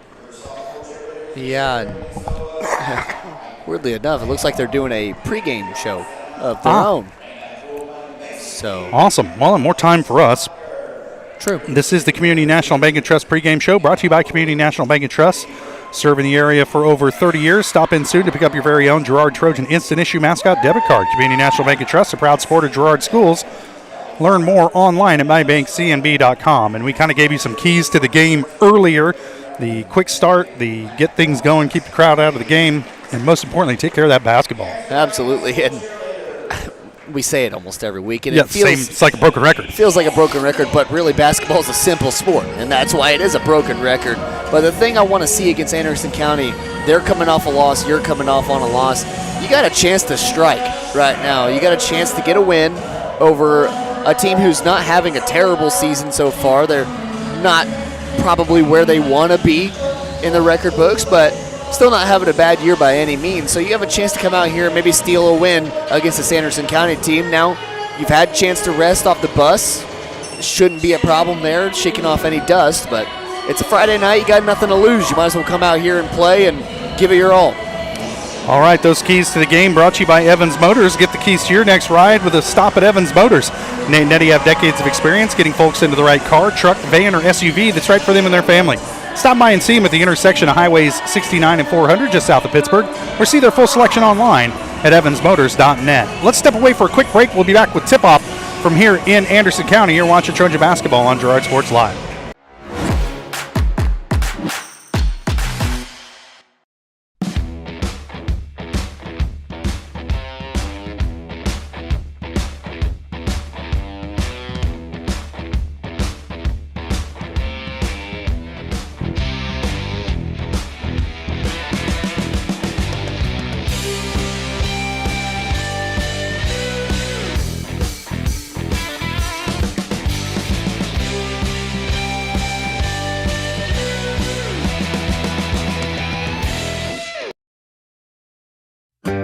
a partner in your fields and in your success. That's what you get with Murphy Seed. Channel seedsman Matt Murphy knows your fields and can recommend the elite seed products designed to perform in your area, maximizing the profitability of every acre. With Murphy Seed, you'll get year-round, hands-on, customized service. To learn more, call Murphy Seed at 620-249-6419. Your partner at every stage. Matt Murphy and Murphy Seed.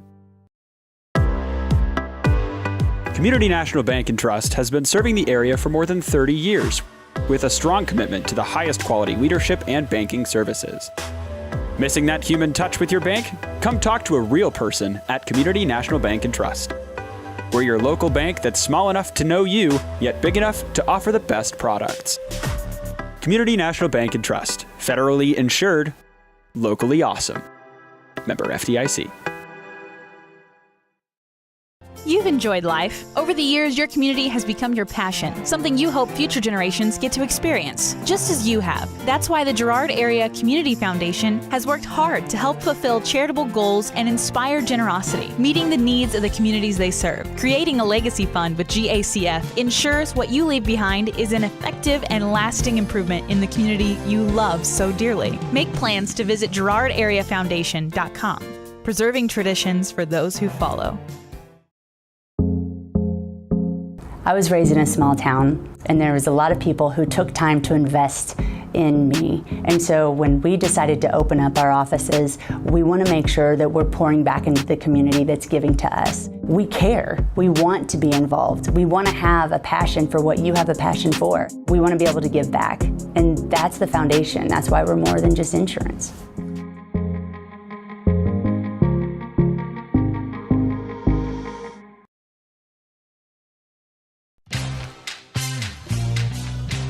Tries to make something out of nothing. The Trojans all over him. It's going to be a big loss on the play. A Trojan sack means $1 short stacks at Eastside Cafe. Kick off your day with a hearty breakfast or take that midday break at Eastside Cafe. And this fall, when the Trojans get a sack, you get $1 short stacks the next day. Eastside Cafe, a favorite of the Four States winner. Go Trojans from Eastside Cafe. Farmers Bank is a proud supporter of Girard Schools. For generations, Farmers Bank has worked with local leaders, businesses, and residents to help shape the future of Southeast Kansas. Farmers Bank is proud to have helped with the growth and development of the communities we serve. As partners in business and friends in life, Farmers Bank is looking forward to a brighter tomorrow. Farmers Bank, with locations in Hepler, Walnut, St. Paul, and Girard. Equal housing lender, member FDIC.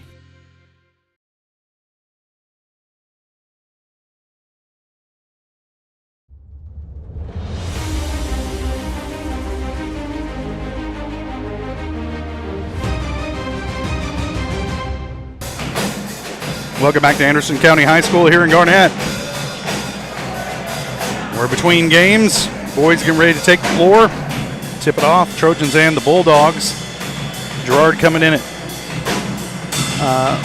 4-10. Anderson County at 9-4. Both teams coming off a loss. Girard Tuesday night against Galena. And Anderson County Tuesday night a loss against Burlington. We got to warn you, it is homecoming night here in Anderson County, so it could add a little time to halftime festivities because I don't see that they're going to do them between games.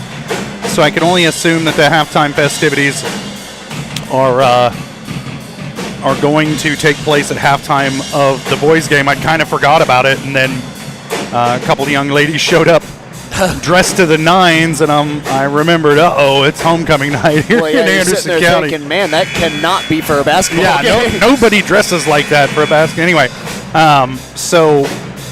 that'll be going on at halftime, and so we're just gonna ride it out. We're gonna roll with the punches. Let's go ahead and take a look at our starting lineups for tonight's game. Starting lineups are brought to you by the Jagged Edge. Trojans will start this game in style, hopefully, but nowhere near the level of style you'll find at the Jagged Edge. Stylist Carla Sands will have you looking your best for your next big game. Make an appointment soon by calling 620-724-7500. First for Anderson County, they'll start number 0, junior Brylan Summer. Number 4, junior Aiden Steele. Number 13, senior Noah Porter. number 32, senior Cameron Wilson, and number 44, senior Jackson Dykes. For the Trojans, they'll be without the services of Cam Smith tonight. So number 23, 5'11", sophomore Blake Brocobb will get the start for Girard, along with 5'8", senior Ranson Bourne, 6'1", senior Siler Sammons, 6'2", sophomore Ben Cullen, and 6'5", senior Scott Moore.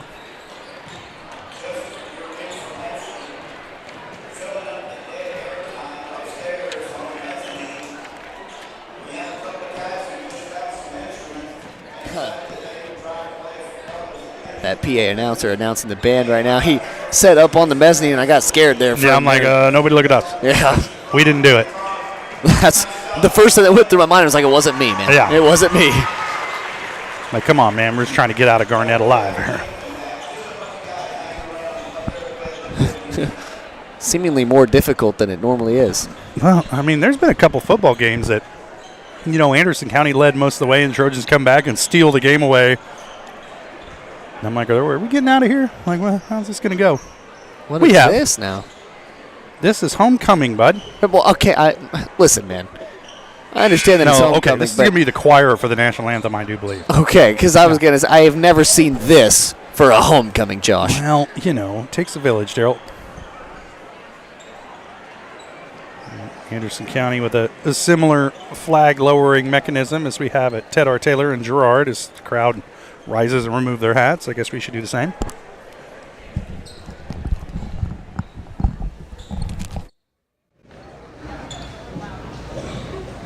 Good evening, ladies and gentlemen, and welcome to Anderson County High School, home of the Bulldogs. At this time, I would like to introduce the Anderson County High School Chamber Choir as they sing our national anthem.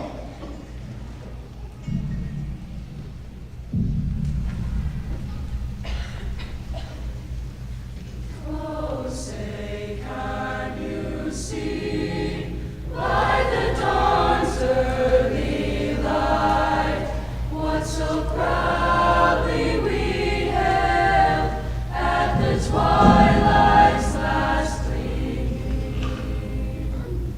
whose broad stripes and bright stars through the perilous fight o'er the ramparts we watched were so gallantly streaming, and the rocket's red glare, the bombs bursting in air, gave proof through the night that our flag was still there. Oh, say, does that star-spangled banner yet wave o'er the land of the free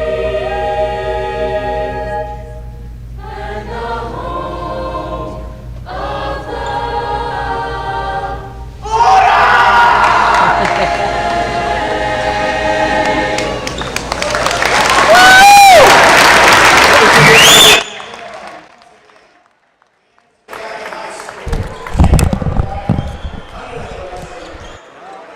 Well, Daryl, I'll tell you what. I think these boys' basketball teams going to have a hard time beating the performance of that chamber choir from Anderson County. Yeah, that was pretty good. Great rendition of the national anthem, and they got us all ready to go here. That was for tip-off in Garnett. We've already given you the starting lineups. I think this might be a good time to step away for our final break of the pregame show and be back for tip-off from here in Garnett. Trojans and the Bulldogs coming up right after this.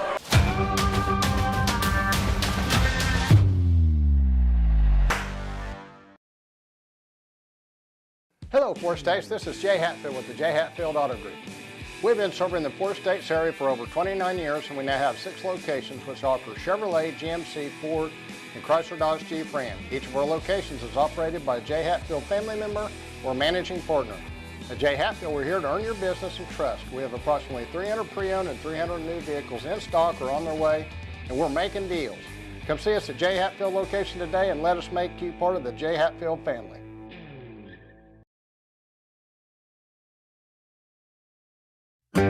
A partner in your fields and in your success. That's what you get with Murphy Seed. Channel seedsman Matt Murphy knows your fields and can recommend the elite seed products designed to perform in your area, maximizing the profitability of every acre. With Murphy Seed, you'll get year-round, hands-on, customized service. To learn more, call Murphy Seed at 620-249-6419. Your partner at every stage. Matt Murphy and Murphy Seed.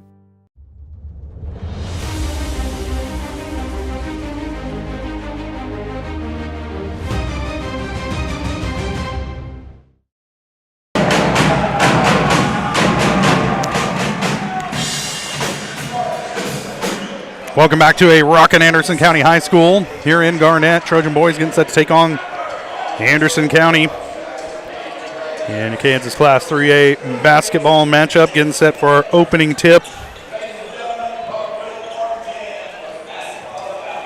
Our opening tip brought to you by Farmers Bank. Farmers Bank's proud to have helped with the growth and development of the communities we serve. Farmers Bank's looking forward to a brighter tomorrow. Farmers Bank with locations in Hepler, Walnut, St. Paul, and Girard. Noah Porter set to tip it off against Scott Moore. I got to tell you, Anderson County's got some tall kids out there. Something in the water up here, man. You got every year. They got a 6-foot-tall girl at least and a bunch of tall guys and lead. I don't know. I like to blame it on the water and not the genetics, but a good amount of height up here. Oh. Missed time into the jump. The official taking the blame, falling on his sword for this one. We'll try it again. Moore gets the tip, controls it for the Trojans. They'll have first crack at it as Ben Cullen breaks the timeline. Gets it off to Ransom Bourne on their side wing. Blake Brocobb up top. Salmons now over the top to Bourne. Woo! Barely handled that cross quarter from Ben Cullen. Now back to Bourne on the wing, into the corner to Brocobb. Thought about it. Falls down, kicks it out to Bourne, and they're going to have our first foul of the games. I think they're going to get Brylan Summer with this tripping foul. First foul of the ball game on anybody.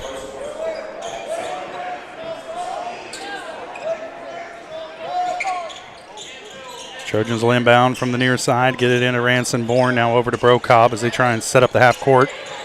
Siler Salmons with it. Back into the corner. What is the call here?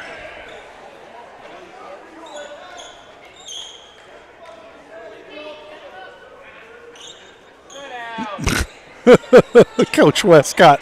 I don't know if he's working the other team's coach, the official, or the scorer's table. Maybe all three. Everybody there's enough for everyone. I am so confused as to he's laughing though, so. Well, yeah, they forgot to reset it after that foul call. But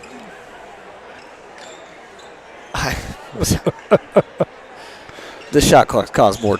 I understand. It's a learning curve. It's first year. Yeah, nobody's of this. used to it. I mean, it's caused, in the games that we've seen it's caused more trouble than it's been worth, I think. Congress work things out faster than these officials are, though. It's all because that shot clock, Ben. Yeah. Nothing but trouble. Cullen to inbound from the over right by the Anderson County bench. He gets it into Ransom Bourne, and we're back underway. Kinda. Still scoreless. About 40 seconds of run off the clock here in this one. Bourne with it on the wing, into the corner to Ben Cullen. Back up top to Bourne. Over to Brocobb. Again, Trojans without the services of Cam Smith tonight. He's got some pulled muscle. And not playing tonight. He's sitting over there in his warm-ups on the Trojan bench. Doesn't look like he's in any danger coming in to this one. Bourne will pull the trigger on a quick three, and it's good. Trojans out to an early 3-0 lead off the three-point bucket by Ransom Bourne. And now it looks like we got a basketball game. Brylan Summer handling it up the floor for Anderson County, working against Siler Salmons. He'll give it up to Cameron Wilson. Blake Brocobb picks him up.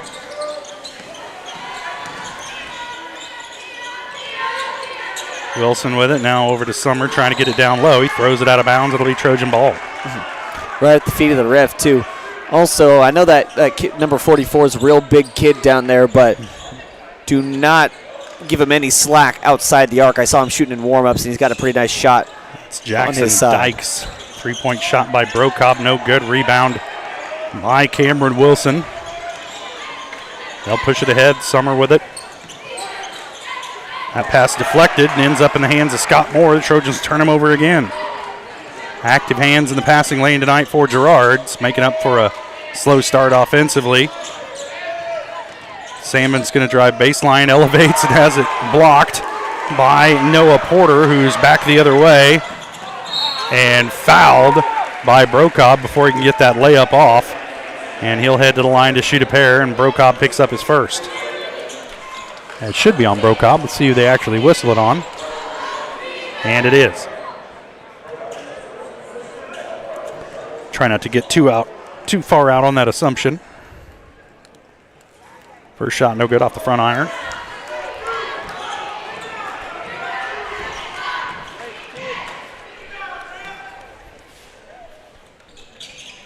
Hits the second. Trojans lead at 3-1. Bourne into the corner to Salmons. Back out to Bourne. Thought about a three, now dribbles out of trouble. Cullen down low to Scott Moore, going to work, back to the basket, kicks it out to Brokob into the corner to Salmons. Shot on the way, too strong. Rebound, Cullen. And they're going to whistle the foul on Cullen. He was the one getting shoved. As he was given ground, still got the rebound and somehow picked up the foul.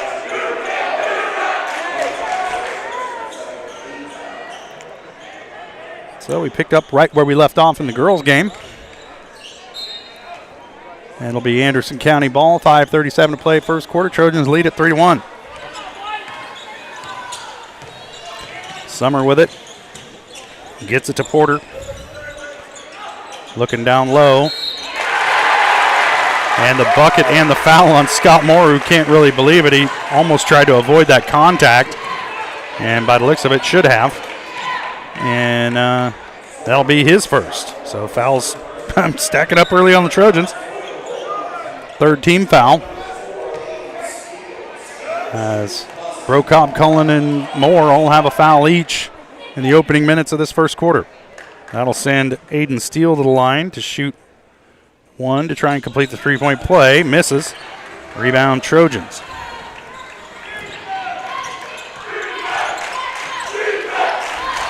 Brokob with it as you see Anderson County really extending their defense way out beyond the three-point line. You'd like to see the Trojans get the ball down low when that happens. Brokob fading away. Shot no good. Rebound. Steele. He'll give it up to Porter, and he'll handle it up the floor for Anderson County. Into the corner, back up top to Summer. Over to Steele, driving baseline. Kicks out to Summer. Trojans got to watch for that when they're collapsing against the dribble penetration that Anderson County really looking to just play it inside out.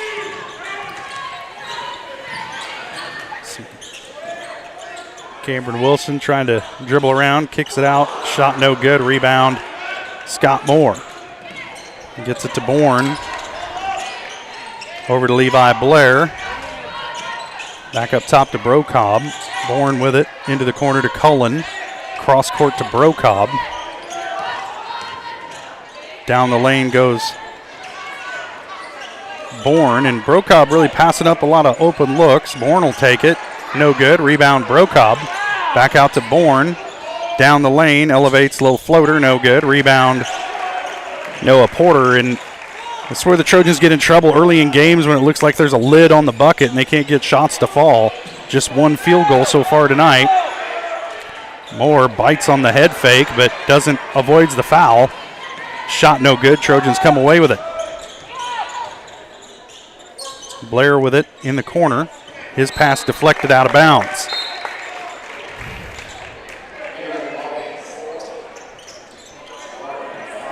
Blair will inbound from the near side.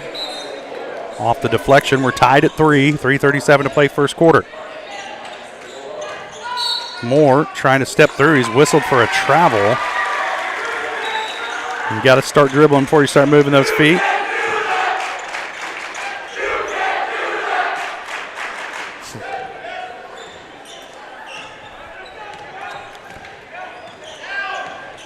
Summer will handle it across the timeline. Throws it away. Ends up with Harrison Burke, who's now off and running. Burke's finger roll is good. Harrison Burke in transition gives the Trojans a 2-point lead. Poked it away, gave it away, got it back, and gets the bucket.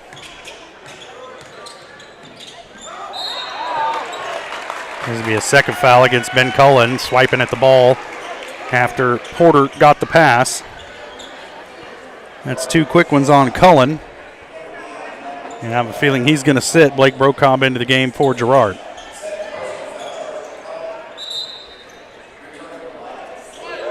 Yeah, and you'd be absolutely right there. And a bit of frustration from Coach Westcott there because Cullen, one of his best defenders on the team, and he knows that, and going down early to foul trouble, never good. Especially when he represents so much size on the floor for you. Now you're at a definite disadvantage size-wise with Anderson County. But Harrison Burke comes down with the rebound, picks up the over-the-back foul. I think they're going to get this one on number 14. That is Christian Barnett.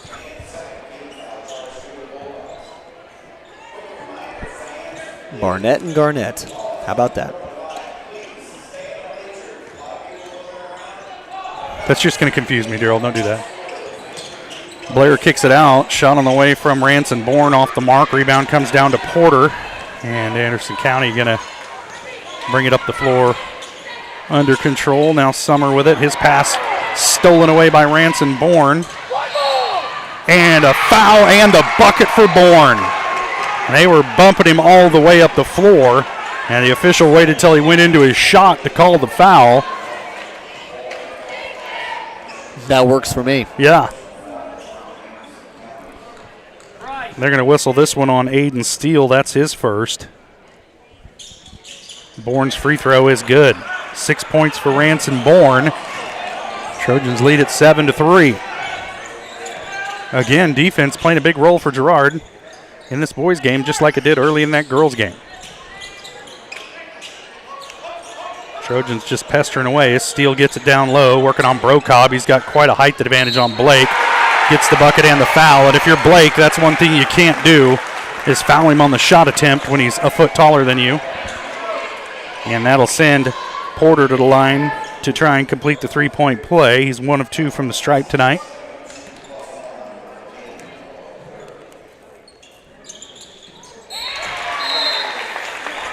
And he hits it. 4 points for Porter. Trojan lead down to 2.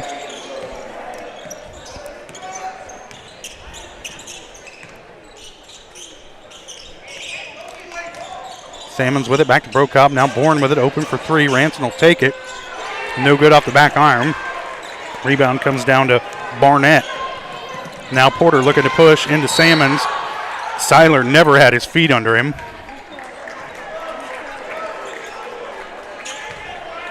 And they're going to whistle a blocking foul on Salmons. I don't know how they call that a shooting foul.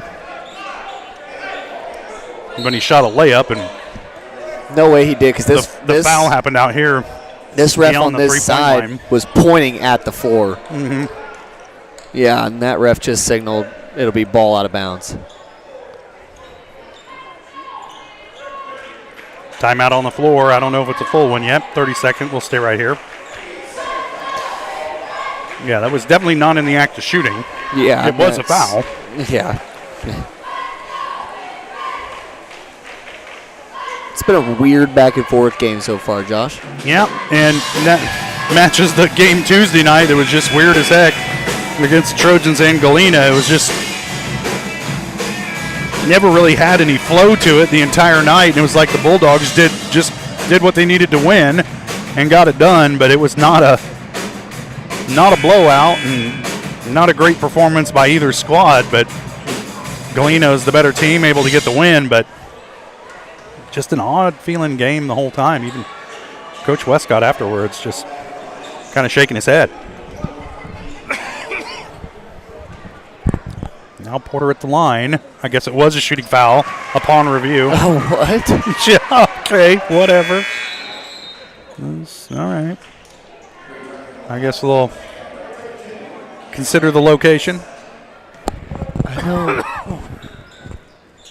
Makes the first, wow. misses the second. Okay. Trojans come away with a rebound. I'm just so confused. Whatever. Yeah, okay. Yep. Don't try to make it make sense. Blair driving baseline, elevates, shot on the way, no good, on amongst the trees. Levi's just kind of had a frustrating offensive season this year for the Trojans.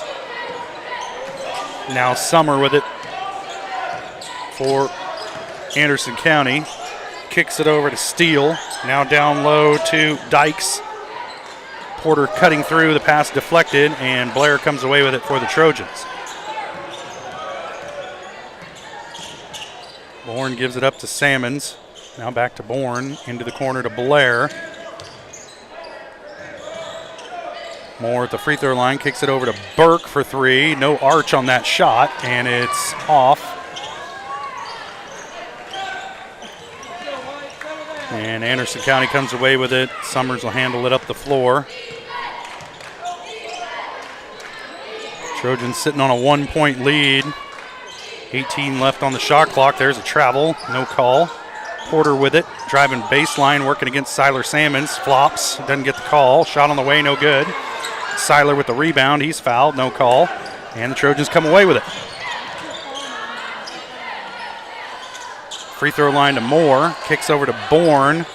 Ranson steps inside the three-point line, shot on the way, no good. And the lid is on the bucket for the Trojans as Harrison Burke tries to rip it away from Porter.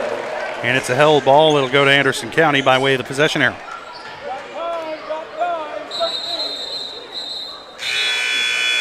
Now Perrin Stevens set to check into the game for Girard. He'll give Ransom Bourne a breather for the next 13.7 plus the time between the periods here.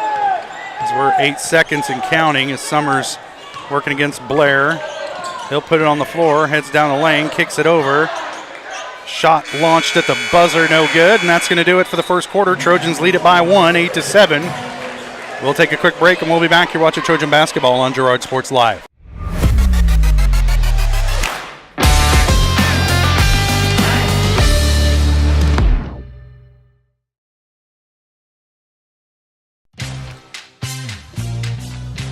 Tries to make something out of nothing. The Trojans all over him. It's going to be a big loss on the play. A Trojan sack means $1 short stacks at Eastside Cafe. Kick off your day with a hearty breakfast or take that midday break at Eastside Cafe. And this fall, when the Trojans get a sack, you get $1 short stacks the next day. Eastside Cafe, a favorite of the Four States winner. Go Trojans from Eastside Cafe. More than just your neighborhood pharmacy, Mathis Drug is your hometown partner in health. With pharmacist Bria Scheibe and an experienced, highly trained staff, Mathis Drug is ready to serve you. And now, Mathis Drug offers comprehensive compounding, which is one of the few pharmacies in Southeast Kansas with this convenient on-site service. From medications to expert advice, call 620-261-9779. Mathis Drug Store, where community and care come together.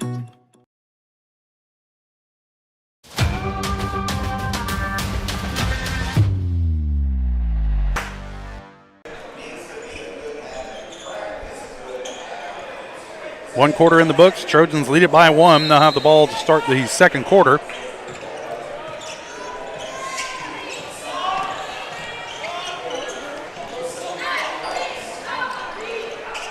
Cullen with it in the corner to Moore, up top to lob pass over the top to Scott Moore is good off the glass. And Scott's in the scoring column.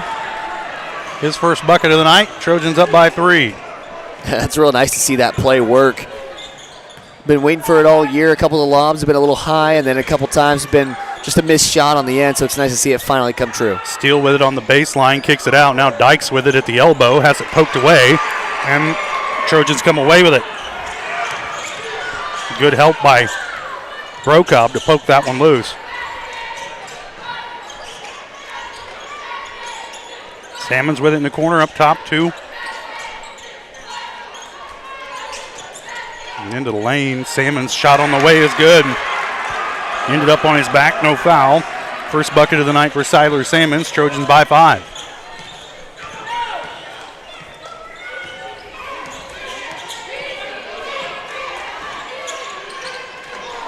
Summers throws it right to Scott Moore. It's another turnover for Anderson County. I have that as their 5th unofficially of the night.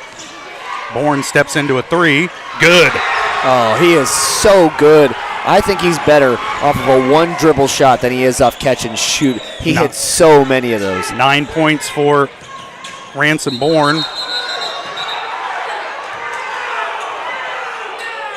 Are you kidding me? What is this dude looking at?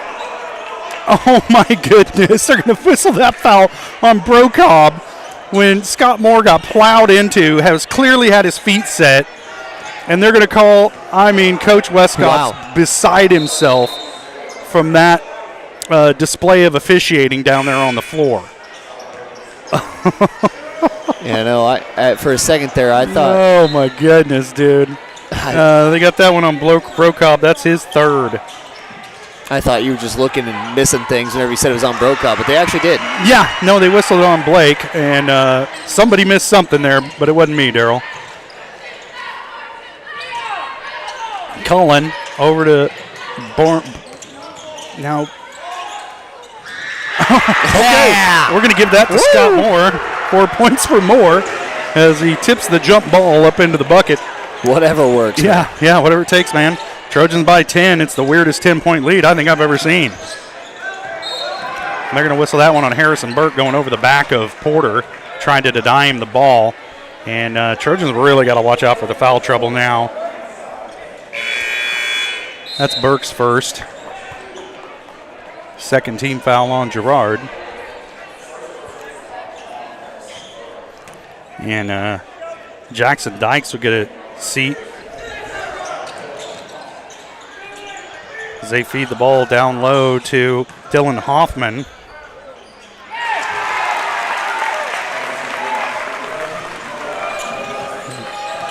And a bucket by Noah Porter.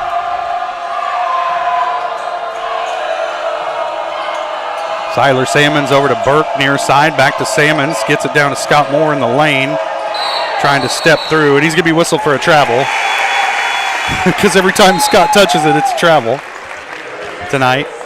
And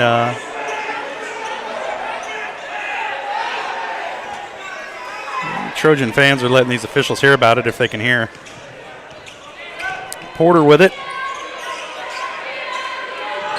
Working off a screen, dribbling into the lane. His pass over to Summer, who got away with a walk. And there's Aiden Steele driving over to the far side. Now he'll dribble back out of traffic. Gets it down low to Porter, trying to go to work. Into Harrison Burke, and they're going to whistle Burke with the foul. And he did get into Porter a little bit in the shooting motion. And that'll send Noah Porter to the line to shoot a pair. That's Burke's second personal.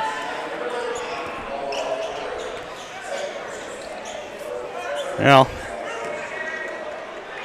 I'm glad we got to travel to see this crew. First shot's good for Porter.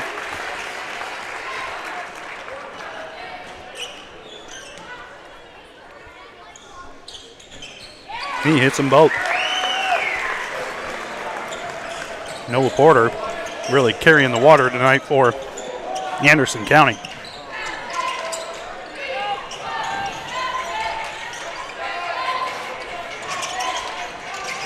Burke in the corner for three, way off the mark. Rebound Summer. Now Porter with it, driving baseline. Lost it out of bounds. They're going to say touched by the Trojans.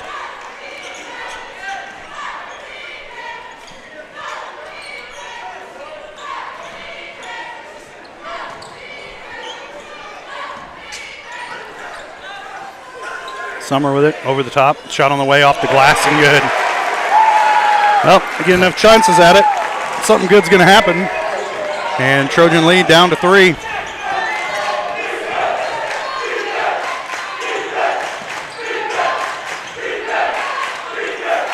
That pass picked off, not a good look. It's like Bourne didn't know where he was going with it, and just kind of threw up a half-hearted effort. And there's going to be a blocking foul against Harrison Burke. That's his third. So now Brocobb and Burke playing with 3 fouls. And Levi Blair getting ready to check back into the game to replace Harrison Burke. And the Trojans have gotten some rough calls. That was not one of them. As Burke collided with Porter. Steele with it. Now Porter with it at the elbow, drawn a triple team. And then now Ben Cullen picks up his third foul.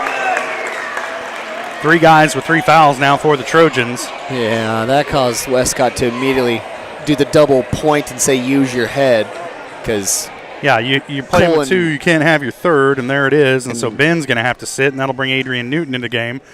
And this is a lineup out there on the floor right now for the Trojans. I can tell you what, there's not a lot of chemistry and familiarity with this lineup out there on the floor right now as Adrian Newton checks into the game for the first time tonight. Dylan Hoffman hit the first and drills them both. He's got 2 points.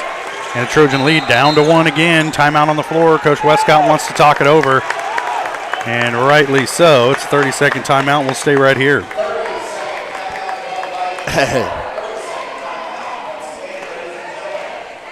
It's wild that it's a 1-point lead for the Trojans right now. I think we've had a lot of mistakes and a lot of fouls. And they're up by 10, it feels like, just a minute ago. Yeah, but at the same time, we've had plenty of turnovers to cause us to not be up by 10, so it's a good thing that we are. Our shots are falling on the offensive side. Just about keeping it going, to tell you the truth. It's just about making sure that we get back down there and start right back where we were, start hitting our shots again. So the Trojans have 3 guys playing with 3 fouls. Anderson County only has 2 team fouls on the night. Have not had a foul whistled on them here in this second quarter. Yeah, we haven't given them many chances to foul on the offensive side, to be fair. We've done a lot of throwing the ball away, Josh. Yep. And fouling.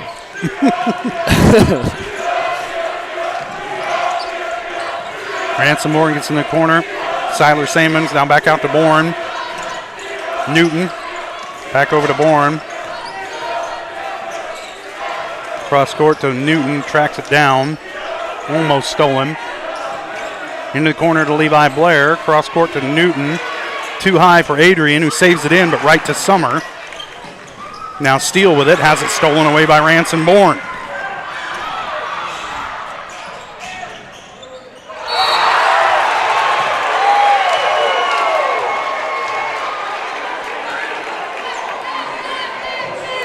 And now I gotta say that was not a foul. That was. I was wondering. I was kind of waiting to see which way that was going to go. That was just about as all ball as Porter could have gotten there. At least it's good to know. Hey, at least it's nice to know it's consistent. Yeah. Siler Sammons in and out with the free throw.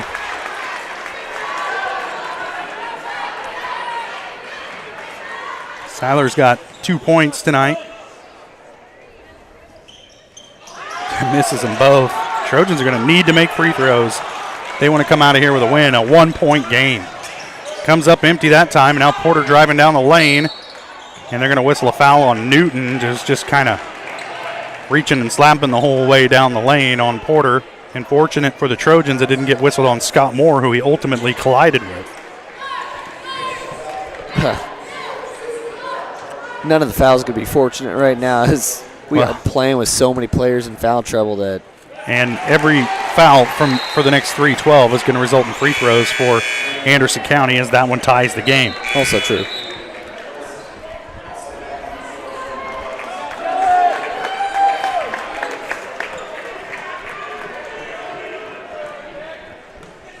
Porter is 6 of 7 from the line.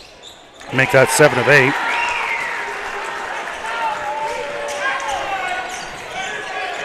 The Trojans trail it by 1.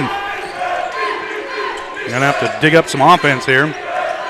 Scott Moore turnaround off the mark, a little bit outside of his range.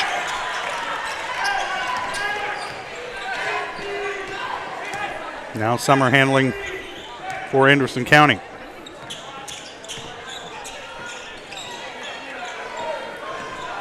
Gives it up to Wilson. He'll dribble it back out.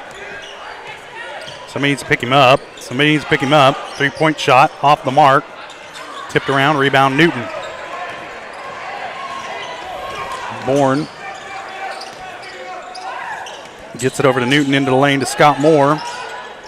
Down low to Salmons, who couldn't handle the pass. He had great position, but Moore gets the pass off the glass. No good. Rebound, Porter.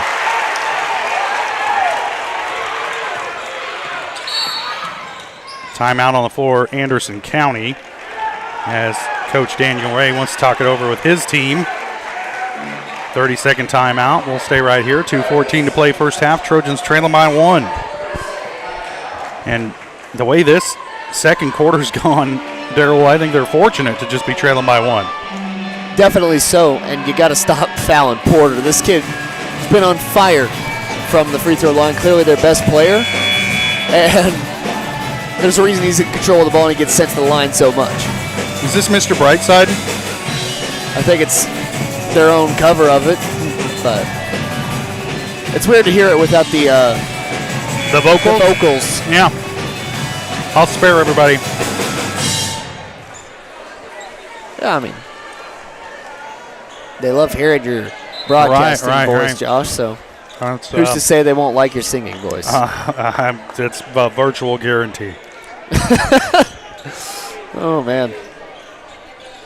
Steal the inbound from the near side.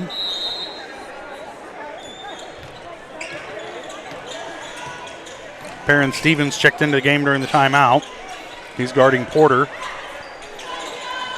Down to Dykes, down low. His shot picked up off the floor and up over the top of Scott Moore. He just went straight up with that. That was really weird how he just, no post move whatsoever. Just pick it up and go.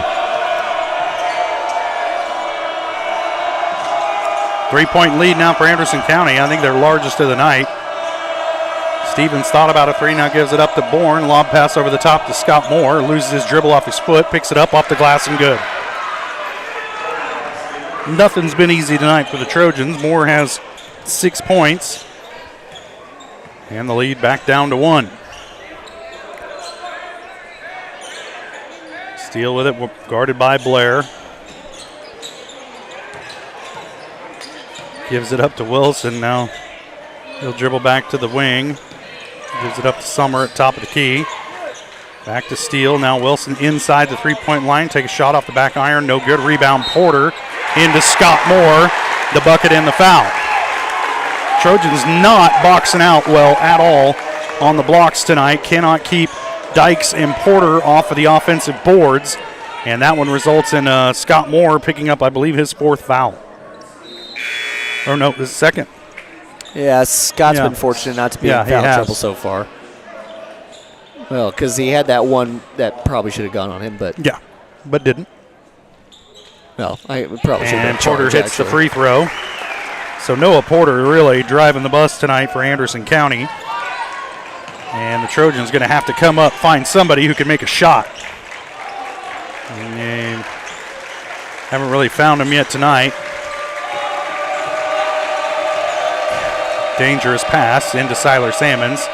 Ransom Bourne will elevate. Little 10-footer, no good. Rebound Scott Moore, and the putback is good for Moore. He's got 8 points. Somebody else is going to have to score some points for the Trojans tonight. Girard cuts the lead back down to 2. 23-21. Mishandled pass, but Barnett able to track it down. Then there's a steal by Bourne, and he's fouled. And they're going to whistle that one on Aiden Steele. That'll be his 2nd. Home crowd doesn't like it. Ransom Bourne will head to the line to shoot a pair. He's 1 for 1 from the line tonight.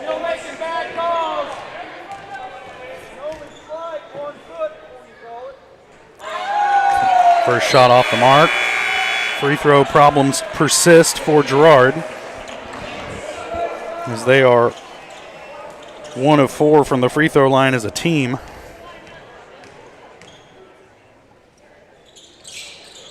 Make that 1 of 5.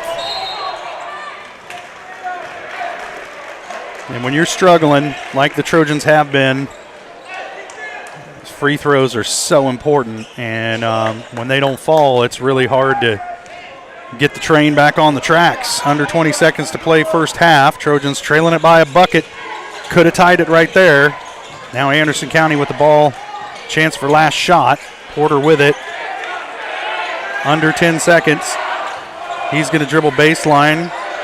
Kicks over. Three-pointer on the way. Off the mark. Tipped around, and that's going to do it for the first half.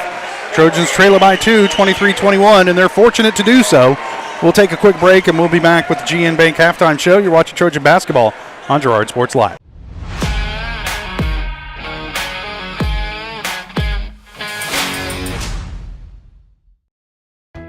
Hydrix, your dependable independent. Depend on us for service, for selection, for price. Get huge Samsung savings. Leave notes, sync calendars, and display your photos on the new Samsung Family Hub refrigerator. Plus, get free same-day delivery. Why shop for appliances where the motto is do it yourself when you can depend on the know-how of people who live appliances every day? The only thing better than our price is our service. Hydrix, Fort Scott, and Girard.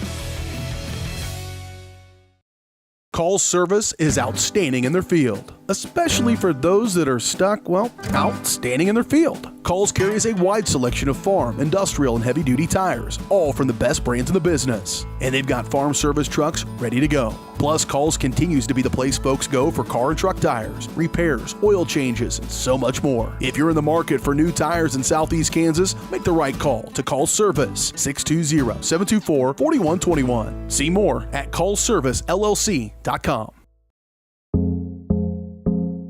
Our whole vision of becoming the four-state agency was because we want to be able to grow with our clients, whether they have a lake house in Oklahoma, whether they're starting a business and expanding into Arkansas. We want to make sure that they're taken care of, whether it's home, auto, financial services, or even life insurance. We want to walk through the stages of life with our clients. That's the biggest part. That's what makes us different.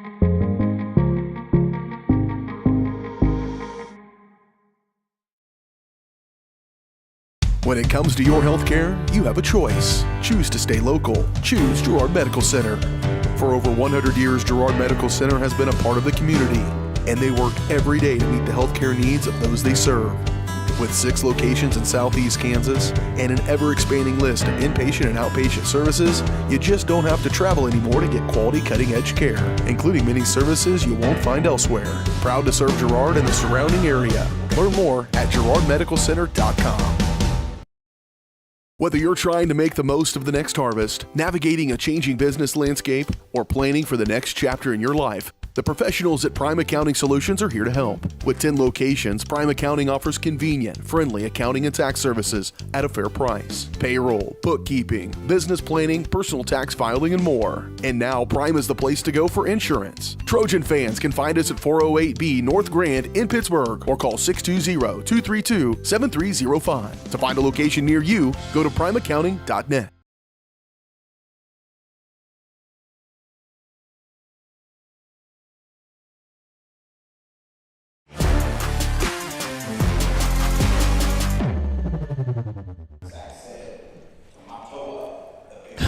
Welcome back to Anderson County High School, a very festive atmosphere.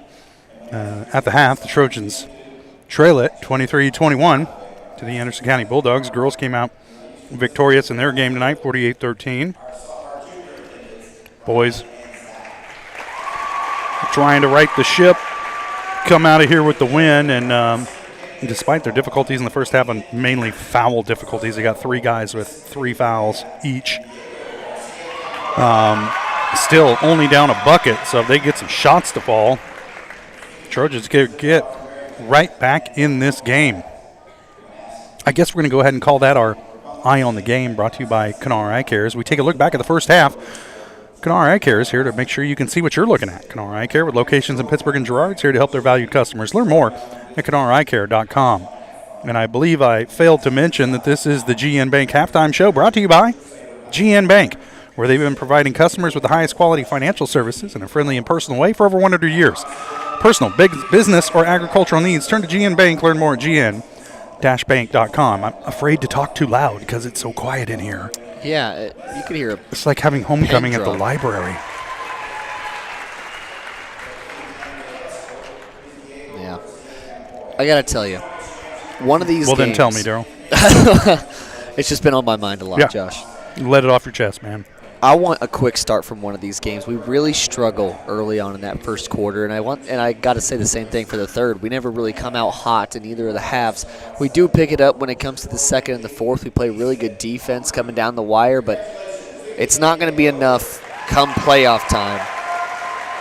And where really, we have that big 16-game sub-state to start slow like we have been. Yeah, and the last couple of weeks, third quarters have been absolutely atrocious for the Trojans. They've even had a couple of – that's okay, I can do without it. A couple of single-digit third quarters coming out of the locker room, and it's just killed the Trojans. And this is not a team that's really built to dig itself out of a hole. And right now, a bucket down, that's not a big deal. You're still in a dogfight, but you cannot let them build this lead over the third quarter. And if you're Girard, you got to come out and respond out of the locker room. Absolutely. And you mentioned this team's not built to dig themselves out of a hole. It's meant to get a lead and defend. Mm-hmm. That's what this team is good at, is defense. But your offense isn't reciprocating that at all. It isn't helping at all. It doesn't matter how many times you get stops. If you can't go down and take the lead off that stop, it's not going to matter at all. Missing free throws, not a good first step. Missing shots in general, not a good first step. Getting 3 players with 3 fouls and then also having Scott Moore with 2, not a good step towards that.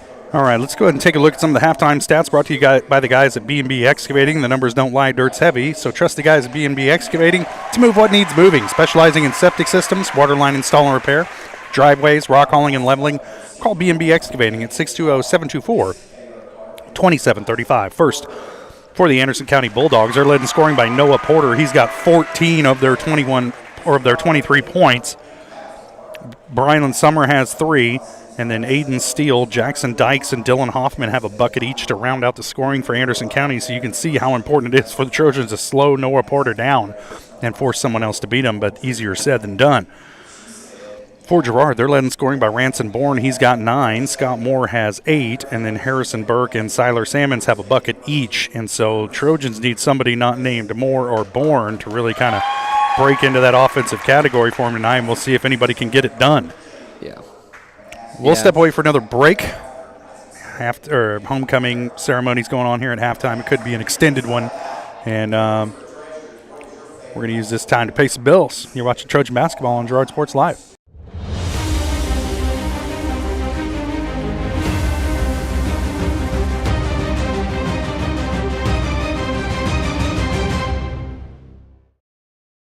When it comes to your health care, you have a choice. Choose to stay local. Choose Girard Medical Center. For over 100 years, Girard Medical Center has been a part of the community, and they work every day to meet the healthcare needs of those they serve. With 6 locations in southeast Kansas and an ever-expanding list of inpatient and outpatient services, you just don't have to travel anymore to get quality cutting-edge care, including many services you won't find elsewhere. Proud to serve Girard and the surrounding area. Learn more at girardmedicalcenter.com. Call's service is outstanding in their field, especially for those that are stuck, outstanding in their field. Call's carries a wide selection of farm, industrial, and heavy-duty tires, all from the best brands in the business. And they've got farm service trucks ready to go. Plus, Call's continues to be the place folks go for car and truck tires, repairs, oil changes, and so much more. If you're in the market for new tires in southeast Kansas, make the right call to Call's Service, 620-724-4121. See more at callservicellc.com. More than just your neighborhood pharmacy, Mathis Drug is your hometown partner in health. With pharmacist Bria Scheibe and an experienced, highly trained staff, Mathis Drug is ready to serve you. And now, Mathis Drug offers comprehensive compounding, which is one of the few pharmacies in southeast Kansas with this convenient on-site service. From medications to expert advice, call 620-261-9779. Mathis Drug Store, where community and care come together.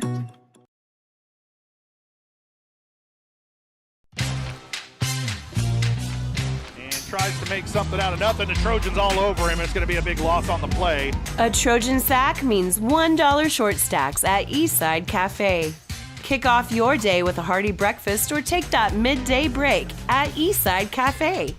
And this fall, when the Trojans get a sack, you get $1 short stacks the next day. Eastside Cafe, a favorite of the Four States winner. Go Trojans from Eastside Cafe. Why settle for less than the best? Croc-Can's gigabit fiber optic internet is now available to Pittsburgh, Frontenac, and Fort Scott, and many rural areas in between. Croc-Can has the best speeds, the best reliability, the best service, the best support, and is overall the best value on all ultra-high-speed internet. If you want the best home internet connecting as many devices, all without equipment rentals, contracts, or overages, it is the time to switch to the best. It's time to switch to Croc-Can. Unbelievable amount of devastation. I've never seen anything like it. We had a beautiful barn that was gone in 20 minutes. Farm Bureau stepped up right away and said, hey, we got you and we'll be there for you. We were taken care of. Now we could get on to repairing and rebuilding. I tell everybody about Farm Bureau. We're fortunate to say we have good coverage with good people doing it. Contact Judd, Lori, Lisa, or Amber in Girard for all your insurance needs.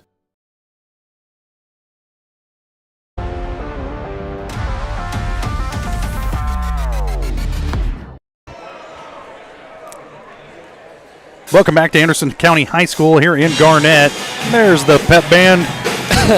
And at the break, the Trojans trailing by a bucket. They just finished their homecoming festivities, which were the most quiet and subdued homecoming festivities I think I have ever witnessed.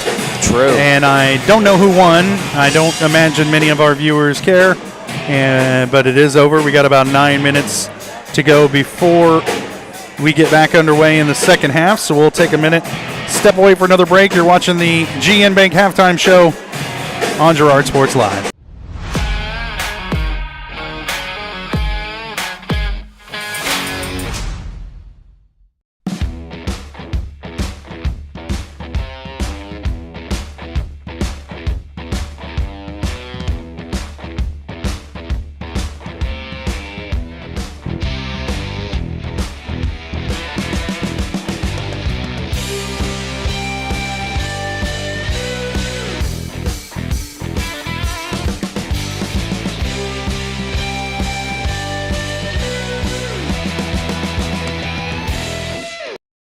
You've enjoyed life. Over the years, your community has become your passion, something you hope future generations get to experience, just as you have. That's why the Girard Area Community Foundation has worked hard to help fulfill charitable goals and inspire generosity, meeting the needs of the communities they serve. Creating a legacy fund with GACF ensures what you leave behind is an effective and lasting improvement in the community you love so dearly. Make plans to visit GirardAreaFoundation.com, preserving traditions for those who follow.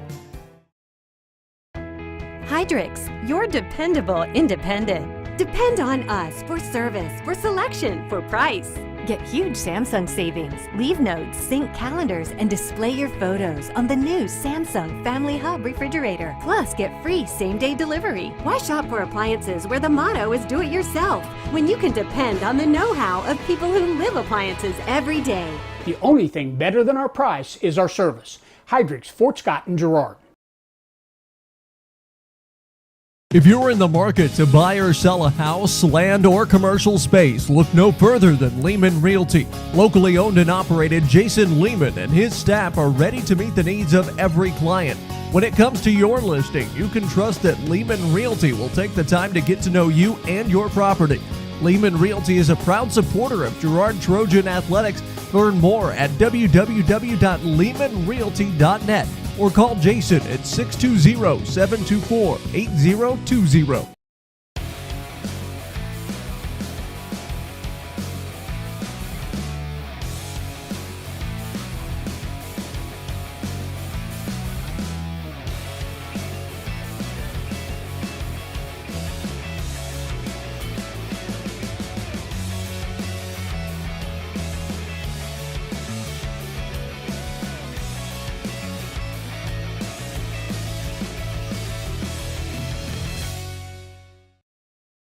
Whether you're trying to make the most of the next harvest, navigating a changing business landscape, or planning for the next chapter in your life, the professionals at Prime Accounting Solutions are here to help. With 10 locations, Prime Accounting offers convenient, friendly accounting and tax services at a fair price. Payroll, bookkeeping, business planning, personal tax filing, and more. And now Prime is the place to go for insurance. Trojan fans can find us at 408B North Grand in Pittsburgh or call 620-232-7305. To find a location near you, go to primeaccounting.net.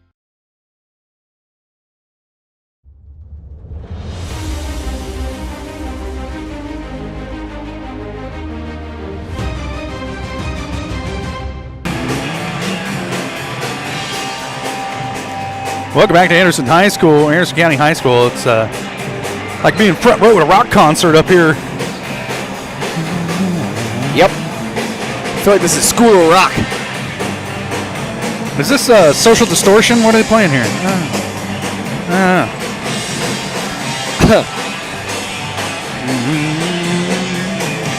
All I know is it's a 2-point I think lead, this Josh. is Social Distortion. Trojans trail it by 2 at the half as they're warming up for second half action.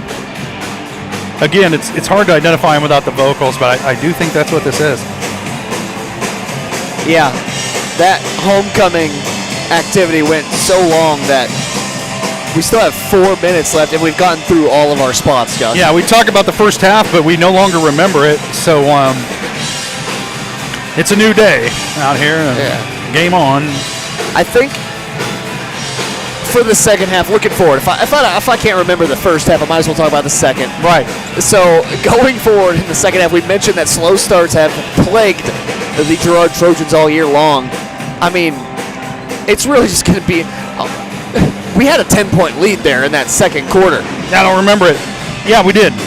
And the Bulldogs were able to just come storming back due to some foul trouble that we had. You're going to have all your players out there to start that third quarter. I'd like to see us go out and play some aggressive defense because you know what? You're going to get a foul call on you anyway. You got nothing to lose. You might as well go out, go for steals, play scrappy, try and get some blocks. But man, oh man, just give it your all. I'm so sick and tired of these games getting so out of hand for Girard. I mean, it's been turnovers on offense. It's been a lot of fouling on defense. I want some crisp basketball to be played, and I want them to go out and just play their best. Be aggressive. Just continue to be the aggressor and get out in those passing lanes. And the Trojans have had some run-outs here in this first half, more than I remember them having in any game here recently. Yeah. So you know that you can turn this team over if you're the Trojans and maybe lean on your defense to kind of create some offense. Like Coach Herlocker said about his girls in that first game is, turnovers can lead to points, and if you're playing aggressive enough on the defensive end, and somebody's got to be confident with their outside shot as well for the Trojans. Absolutely. And you don't make any shots you don't take, and so you gotta keep shooting if you're the Trojans. Yeah, it's got to be someone else though. I mean, Bourne is getting pretty much collapsed on outside. Every time he gets the ball, about 2 or 3 guys just say, "Hey, he's hit a couple threes. Let's not let him do that again." Well, we know Blake Brokop's a streaky outside shooter. He shoots lights out in warm-ups. He's just got to get his confidence when the game is going, and don't hesitate to take that shot when you're open out there at the three-point line. And you're going to miss a couple, but don't let that keep you from shooting the open shots when they come to you. And the good thing for him is he's got time. He's just a sophomore. He's got plenty of time. However, for Siler, Sammons, Levi Blair, I'd like to see them start shooting some outside. They don't have as much time. They're seniors. Your games are dwindling here. I want them to go out and start making a difference offensively. And Ben Colin as well. I haven't seen him shoot a 3 since that opening Parsons game. I know he's not much of a three-point shooter. He likes taking it to the rack, but I mean, you might as well give it a try because what else has worked? Yeah, Josh. And as far as Sammons and Blair go, I don't think Levi trusts his outside shot very much. But if that's the case, then be aggressive and go to the bucket and draw some contact and get to the free throw line. Absolutely. And try to get some of their guys in foul trouble because right now, if the Trojans keep playing the passive role out there on the floor, they're going to keep picking up fouls. But they're not going to push the issue. With our lack of identity on offense, our team just cannot afford someone who's not going to be aggressive and getting to the bucket. And that's been kind of the problem all seasons. We've had Bourne has done a very good job of that. Sammons has had a few games where he's really stepped up and played well there.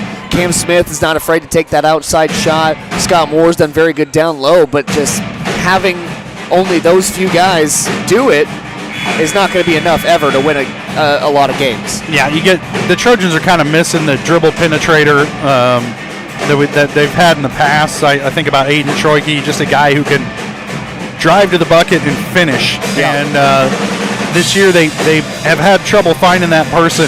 Who's that going to be? And we'll see what they come out with here in this second half.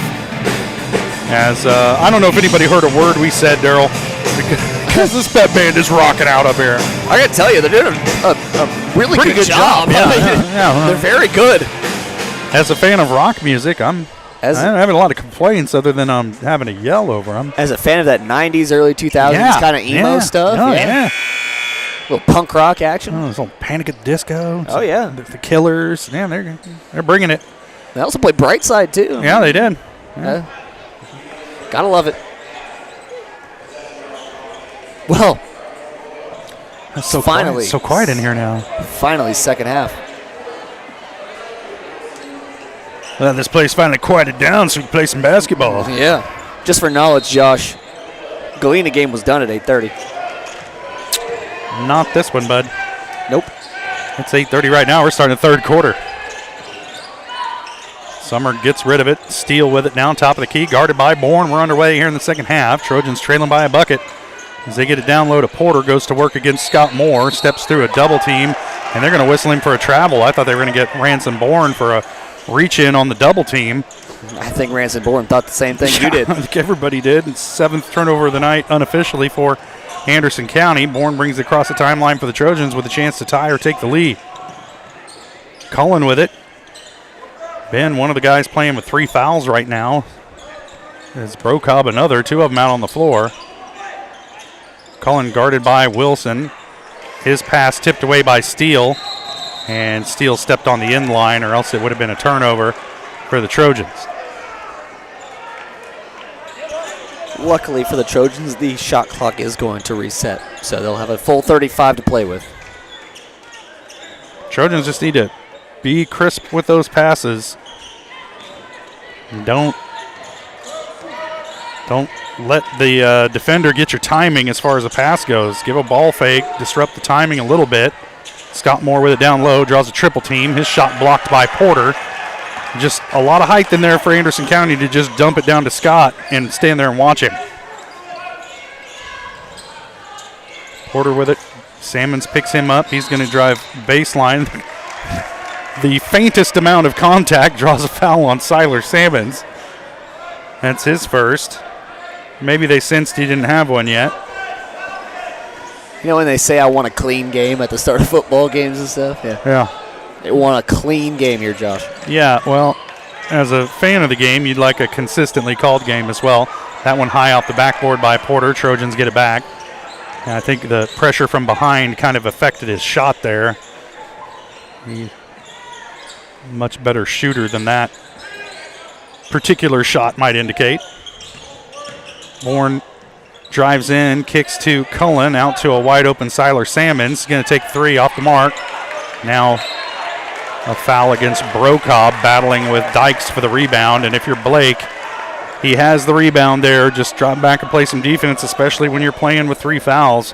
Yeah. Make it 4 on Brocobb, and he's got to keep his hands to himself as much as possible from here on out. The good thing about that possession, though, is Sammons wasn't afraid to shoot that 3. I know you missed, but you can't let that deter you from shooting in the future. My question is, what about next time? See if he shoots it in rhythm next time or not. Steele with it into the corner to Wilson. Looking around, surveying. Sammons picks him up. Now to the elbow to Porter, into the corner to Steele. Shot on the way, no good. Rebound Dykes. A reverse layup. That's weird to see a big man go to that. Porter's shot no good. Rebound Scott Moore. Ben Cullen off and running. Shot no good. Tipped around. And it's going to be Trojan ball. Blair fortunate he didn't pick up a foul there, colliding with Porter after the rebound. More to inbound from the baseline. Long bounce pass into Ransom Bourne. Cross court to Cullen. Down low to Scott Moore. His shot no good off the glass. And that ball poked away by Bourne from behind. Throws it off of Wilson. It should be Trojan ball. Still a 2-point game. Neither team has scored here in this third quarter. 5.5 minutes left to play in the third. And there's some issue with the possession arrow. Perhaps somebody kicked it or unplugged it, or I think on that precipitated on it. Played the outside.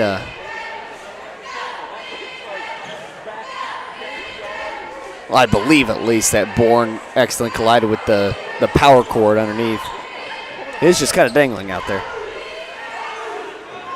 No, it's not on right now, so we'll see if we're capable of having a basketball game without it. Well, luckily they are keeping possession with the scoreboard as well, so hopefully that stays true. Blair into the corner to Cullen, back out to Bourne. That would have been a very long three. He'll put it on the floor, kicks it over to Sammons, into the corner to Cullen. Down low to Moore, back out to Bourne. Baseline, shot on the way from Ranson, no good. Rebound, Porter. And somebody, the Trojans, just that mid-range shot, anything that's not a layup tonight has been hell on the Trojans. And Scott Moore had his feet set, was run into, gets whistled for the blocking foul. Yeah. And that's going to be 3 on Scott. He would have had the charge call, but then he just takes a step back instead of falling. You gotta sell it. Yeah, you gotta sell it. You gotta take the fall, and they're just calling that Moore's second. Okay. No way. All right. I thought it was. I thought it was third. I thought he picked up his second. I'm not going to second guess him getting only his second foul. Who am I to second guess this scorer's table? All right. Shot no good. Porter's got 16. Trojans with it, trying to cut into this 4-point lead. Burke has his shot rejected by Porter. If you're Burke, take that open three. Don't step closer to the defender and make it a harder shot.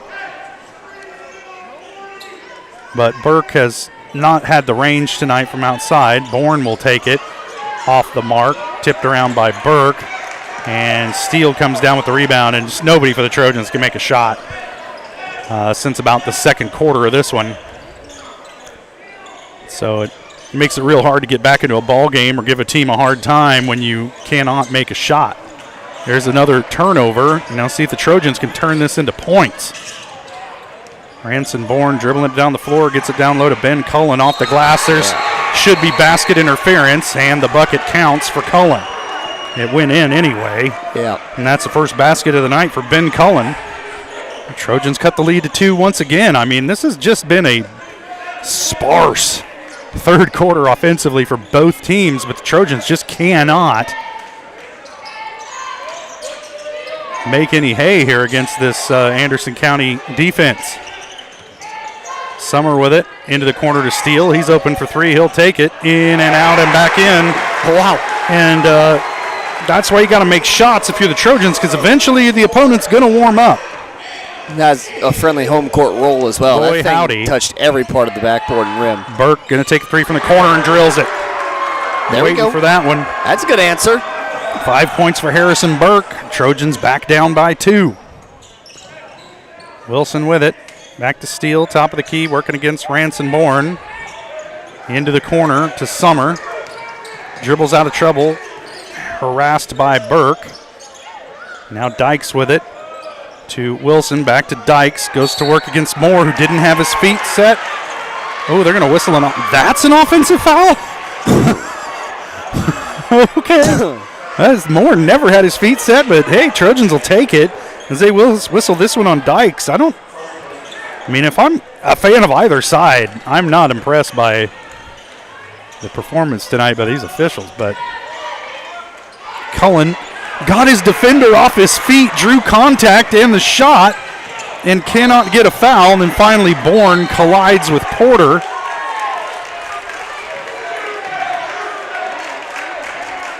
I mean, I cannot believe it. That's textbook.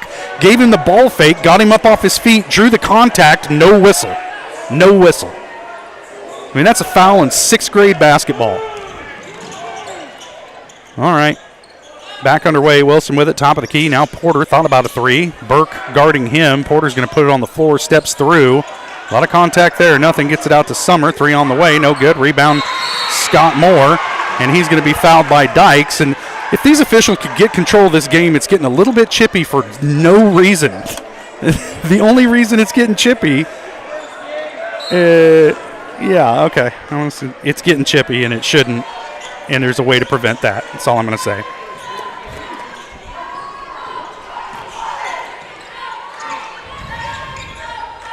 Cullen with it. Needs to do something with it. Gives it up to Harrison Burke up top. Now Bourne with it on the wing, being guarded by Summer. It's tipped out of bounds. It'll stay with the Trojans.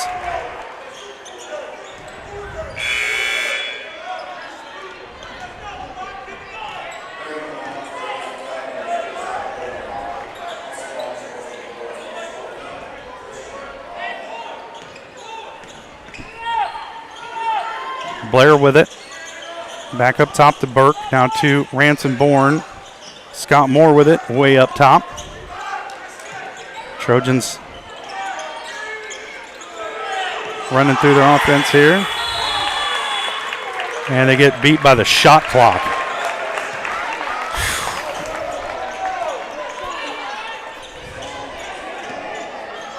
Well, they won't have to worry about the shot clock at Sub-State. That's the bright side.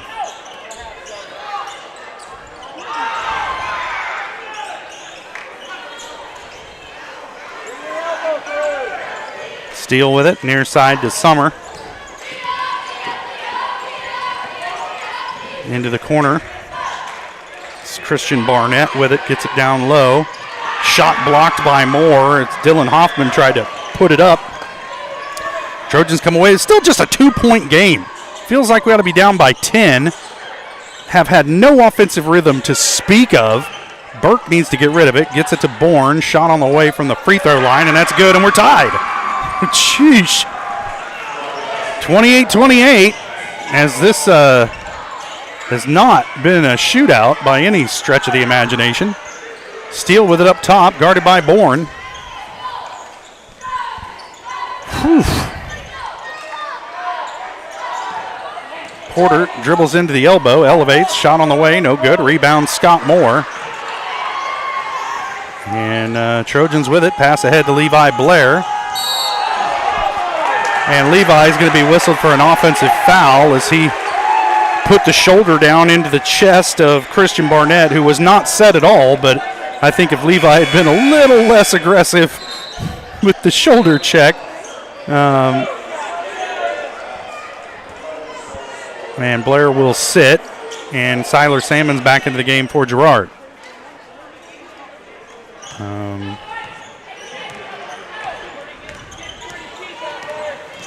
Summer with it, gives it up. Now Steele with it, way up top.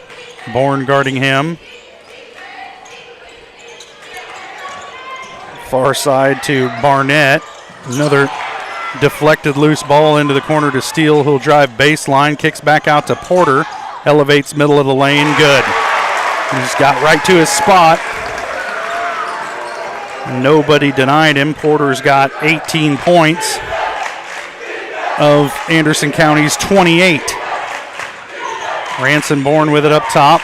Dribbles out of some traffic. Under 20 seconds to play third quarter. Cullen with it into the corner to Burke. He'll take the three and nails it. Hey, there we go. That's our first lead here for a while. Rhythm. For a while. We haven't had the lead in a long time. It's about that 10-point lead we had. 8 points for Harrison Burke. Porter working against Bourne. They get it to Steele from the corner. Shot on the way. No good. And the Trojans have a 1-point lead after 3. We'll take a quick break and we'll be back. You're watching Trojan Basketball on Girard Sports Live.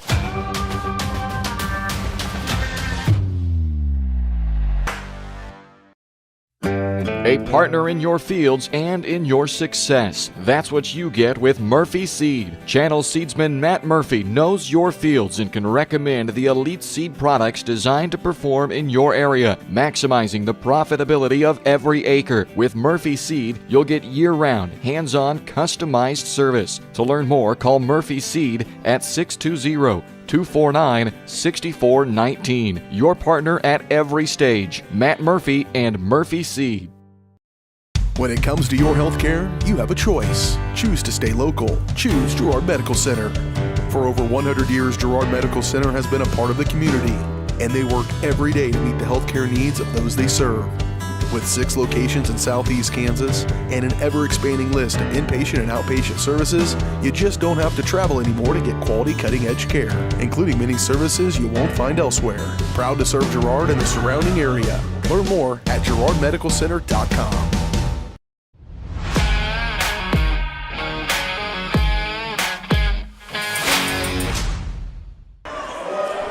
Welcome back to Anderson County High School. Trojans somehow with a 1-point lead at the end of 3 quarters. It'll be Trojan ball to start the 4th. And what a weird game. Yep. Like, they have not looked good thus far at pretty much any point in this game, but still with the 1-point lead because Anderson County just really can't get, unless your last name's Porter, they can't get anything going offensively. Scott Moore into the lane, no good. Tipped around. Ransom Bourne comes away with the loose ball for the Trojans. Now back out top to Harrison Burke. Over to Siler Sammons. We're going to reset. There was so much contact in the lane that time, I thought Scott was going to get a charge. Cullen with it in the corner. Back up top to Sammons. They'll swing it around the perimeter to Bourne. Elevates. Shot on the way from Ransom Bourne, in and out. Rebound Cullen, no good. And Ben could have come down and gone up for a normal shot and didn't, and that one's off the mark. And now Anderson County with it with a chance to tie or take the lead. Summer with it. Cullen picks him up. It's got to be careful of foul trouble. Does Ben. Steele with it. Now Summer, he'll drive to the elbow, kicks over to Wilson, back in the corner to Porter. He just wants to put it on the floor, so Sammons shouldn't bite on that shot fake. Scott Moore battling for the rebound. It's tipped out of bounds. They're going to say last touched by Anderson County. It'll be Trojan ball. Well, you know, it's 4 hands against 2 there, so the odds are that maybe Anderson County was the last one to touch it. Yeah. No comment on that. Because it really looked like Scott Moore was the last one to touch it. Who knows? The Trojans will take any break they can get from this crew. Burke with it to Sammons on the wing. Now over to Cullen on the opposite wing. And he throws it away out of bounds. The ref had to dunk that one. That one had some heat on it, man. That one had some heat on it. He had to duck out of the way if that was going to take his head off. Anderson County with it back. Summer with it, gives it up to Steele. Stolen from behind by Harrison Burke. Burke off and running, off the glass and good. Harrison Burke, rising star. He's got 10 points, 8 of them in this second half. Cullen guarding Porter, gives it up, ends up in the hands of Wilson. 3-pointer on the way, no good. Collisions down low, and they're going to whistle Ben Cullen with a foul on Porter, and Ben doesn't like the call, but surprise, surprise. Yeah, that's going to be 4 on Cullen, too. Yeah. Now, Coach has a big decision to make. I don't know that you pull any of these guys at this point. You just try and ride it out. As Porter makes the first, he's just single-handedly carrying this Anderson County team. True. That's his 5th point of the second half. He's got 23 of their 31. Cullen with 4 fouls going to be replaced by Brocob, who has 4 fouls. And there's a timeout on the floor. It's a full timeout. We'll take it as well. Trojans leading by 1, 6:02 to play.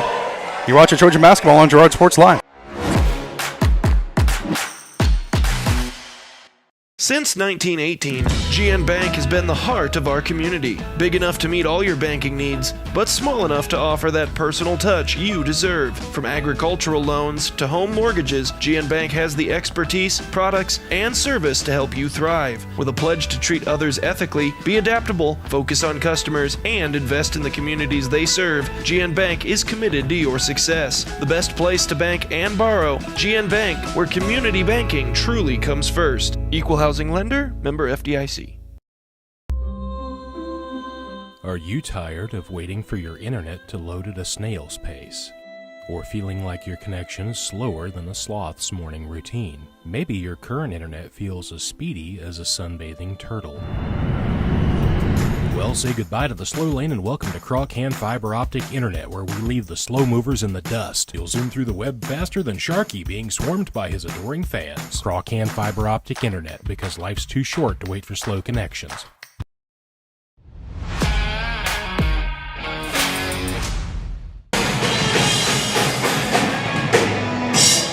Couldn't name that tune. Welcome back to Anderson County High School. Garnett, Kansas, 6:02 to play. Trojans leading by 1 over the Anderson County Bulldogs in what's been one of the strangest games I've seen in a while. I thought that Galena game on Tuesday night was weird. This one takes the cake. Yeah, it's a frustrating game for teams, coaches, fans, there really broadcasters. Shouldn't be a universe where we have a 1-point lead right now, but I will take it and run, man, because whatever. Anderson County really extending out their defense. Brocobb gets it over to Ranson Bourne.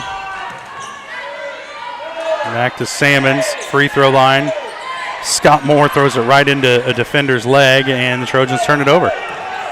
32-33, Trojans lead it, need a stop here.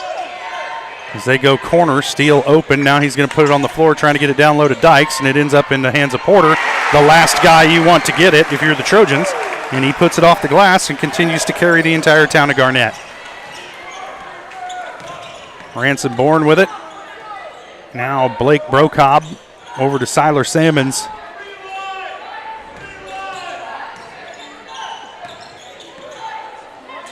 Into the corner to Brocobb, back up to Burke. Thought about a three, now kicks it off to Ransom Bourne. A little runner down the lane on it is good.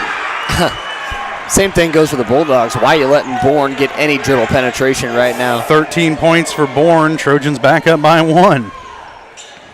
The umpteenth lead change of the ball game.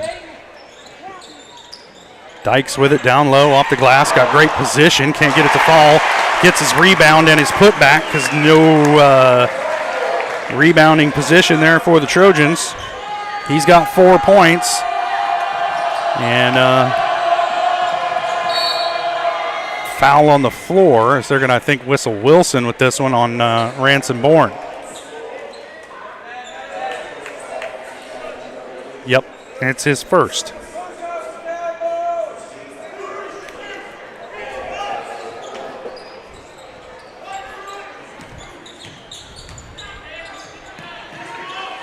Moore with it in the lane, turnaround jumper. His arm was hit by Dykes, no foul. And Anderson County comes away with it. A clear contact with his forearm and elbow, and he was taking that shot, but who's watching, you know?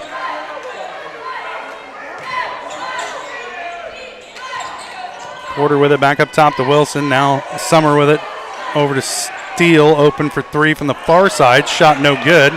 Rebound Burke. And he passes ahead to Ransom Bourne. Trying to drive baseline, cut off by Summer. Back to Burke. Shot on the way from Harrison, no good. Rebound Steele as he rips it away from Siler Salmons.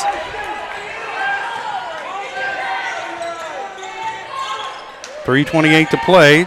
Trojans trailing by 1. Got to get a stop. And so far this season, when they've really need them, they've had a hard time getting them. Summer passed up an open three, kicks it over to Wilson, now to Steele, now down low to Dykes, working against Scott Moore. Late whistle, and Scott's going to pick up the foul. That's his 4th. And it'll send Dykes to the line.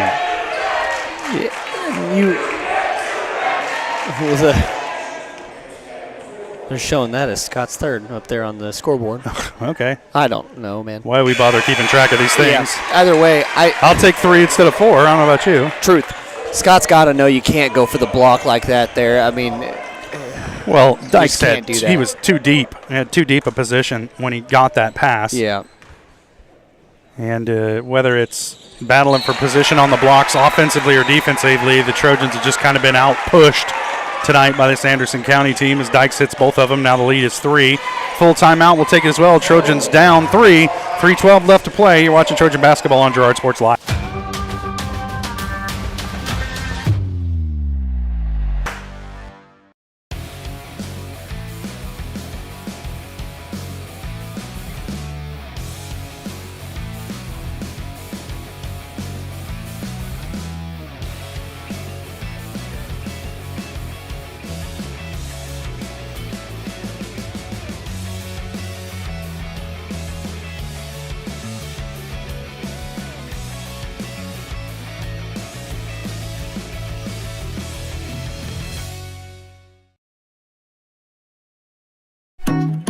More than just your neighborhood pharmacy, Mathis Drug is your hometown partner in health. With pharmacist Bria Scheibe and an experienced, highly trained staff, Mathis Drug is ready to serve you. And now, Mathis Drug offers comprehensive compounding, which is one of the few pharmacies in Southeast Kansas with this convenient on-site service. From medications to expert advice, call 620-261-9779. Mathis Drug Store, where community and care come together.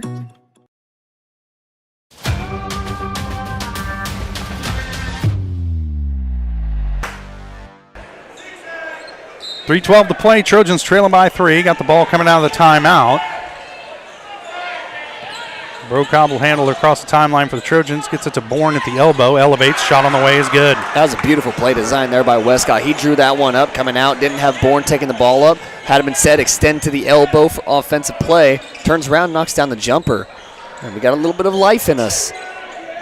Bourne Garden steal. Kicks it over to Summer. Open for 3. Shot on the way. No good. Rebound Brocobb. And the lid's on the bucket for Anderson County unless your name's Porter.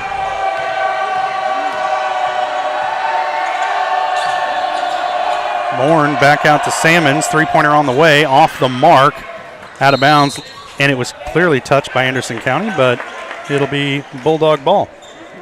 I didn't see it touched by anyone off that. Oh, Wilson touched it. Bank. Okay.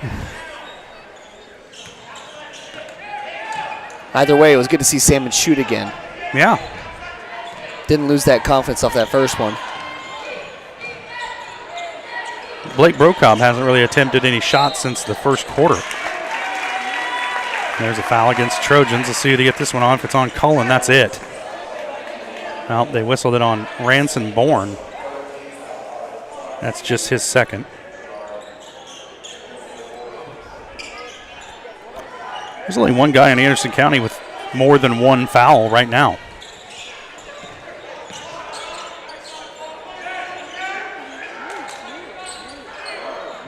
Summer thought about a 3. Now he'll dribble it back out because if you're Anderson County, you don't really. Got the lead. Porter reverse layup, good. And Scott Moore could not get a foul. And Porter is just killing the Trojans tonight. I imagine that of all their wins this season, it's probably Porter playing a large role, and the Trojans turn it over. Porter comes away with it. And now Ransom Bourne steals it back for Girard off the deflection. Siler Salmons down the lane. Little floater is good. Very nice. Very nice. Takes the bucket. That's going to be an immediate timeout by Westcott. You got a minute and 30. 1 point game. To put it together. And it is a full timeout. We'll take it as well. Trojans trail it by 1, 1:26 to play. You're watching Trojan basketball on Girard Sports Live.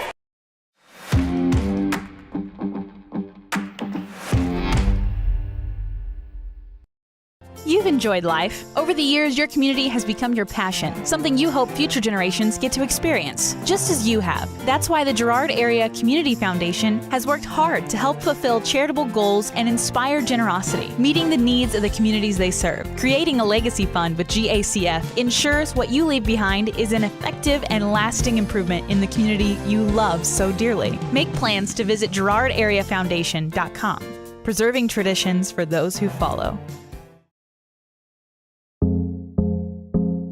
Our whole vision of becoming the 4-state agency was because we want to be able to grow with our clients, whether they have a lake house in Oklahoma, whether they're starting a business and expanding into Arkansas. We want to make sure that they're taken care of, whether it's home, auto, financial services, or even life insurance.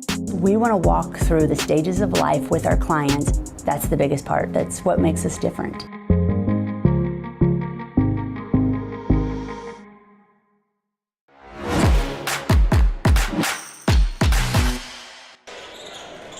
Welcome back to Anderson County High School, Garnett, Kansas. Trojans trail it by 1, 1:26 to play. Trojans just scored on a little runner in the lane by Siler Salmons to cut the lead to 1. Coach Westcott called a timeout to set the defense for Girard. Into the corner to steal, wide open 3, and it's good. That one is going to hurt. One of those was going to fall. He's got 2 of them here in the second half. Timeout Trojans, and they lost him in the corner. And it's happened a lot in the second half, and he Fortunately for Girard, hasn't made very many of them, but he's made 2. And that's been the difference, is now Girard trailing by 4. It's a 2-possession game. We'll take a quick break. We'll be back. You're watching Trojan Basketball on Girard Sports Live.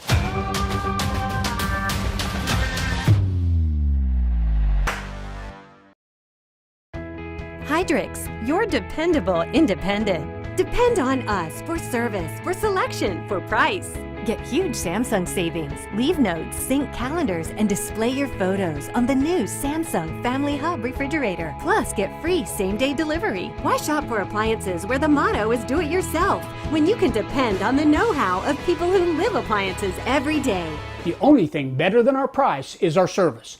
Hydrix, Fort Scott, and Girard.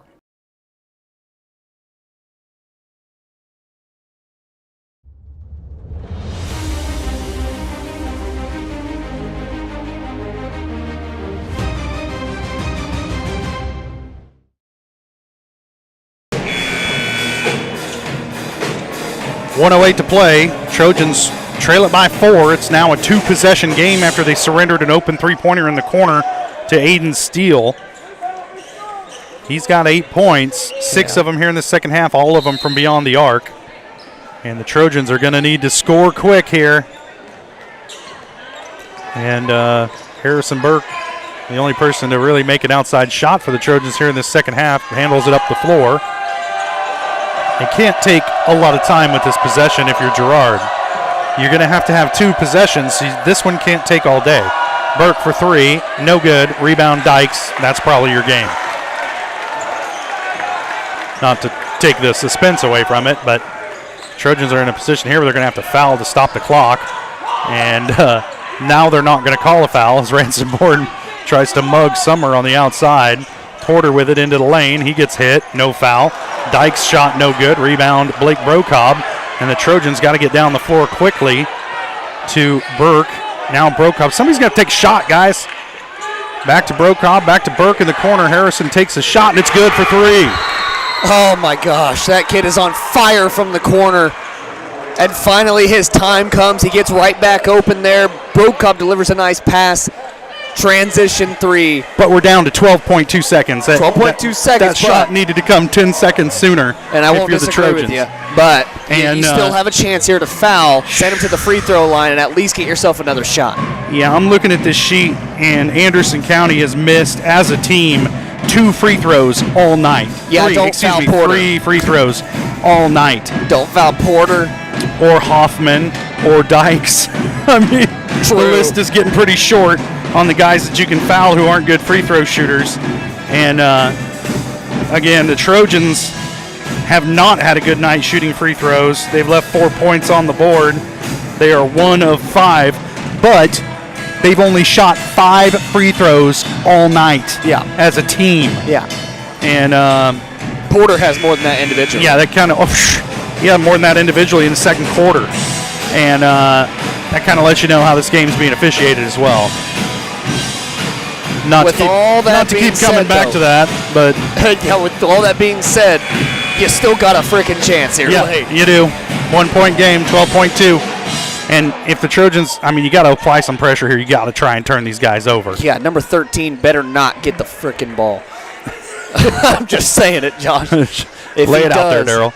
I'm going to be not so pleasant. Yeah. Steal the inbound, gets it into Porter, and guess what? He's fouled by Perrin Stevens. And Perrin had to grab his jersey and almost act like he was going to throw him to the floor before they called that foul. Yep, that one's okay because it's not a shooting foul. They're not in the bonus. Right. And they will be after this foul here, but still. Yeah, if you don't turn them over. I mean, let's turn them over. Had to talk to Perrin before about playing aggressive.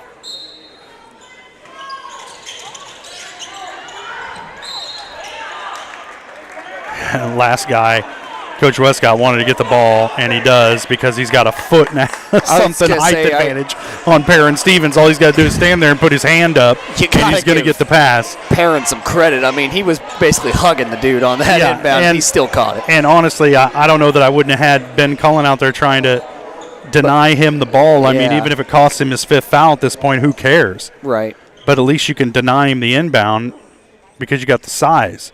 Porter hits it. The main thing you now don't want to two-point happen game in that situation is they call the foul before the ball gets inbounded, and then right, which they likely to do if Ben had been in there. Right.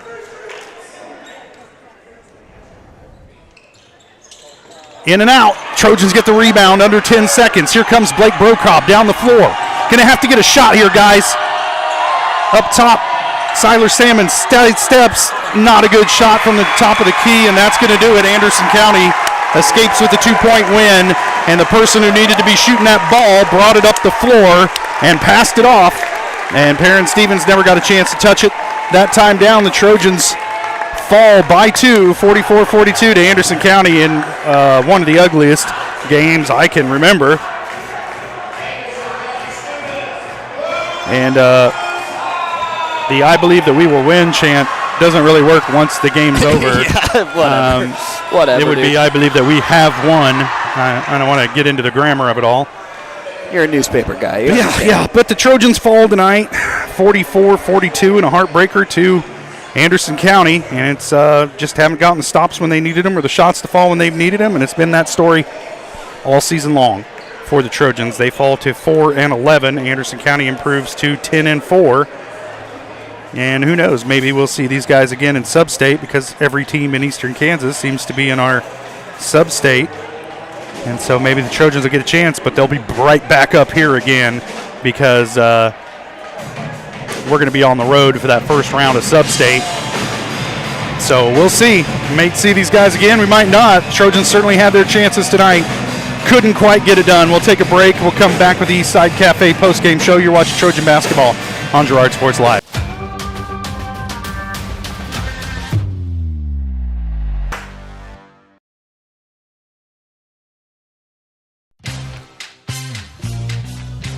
Tries to make something out of nothing. The Trojans all over him. It's going to be a big loss on the play. A Trojan sack means $1 short stacks at Eastside Cafe.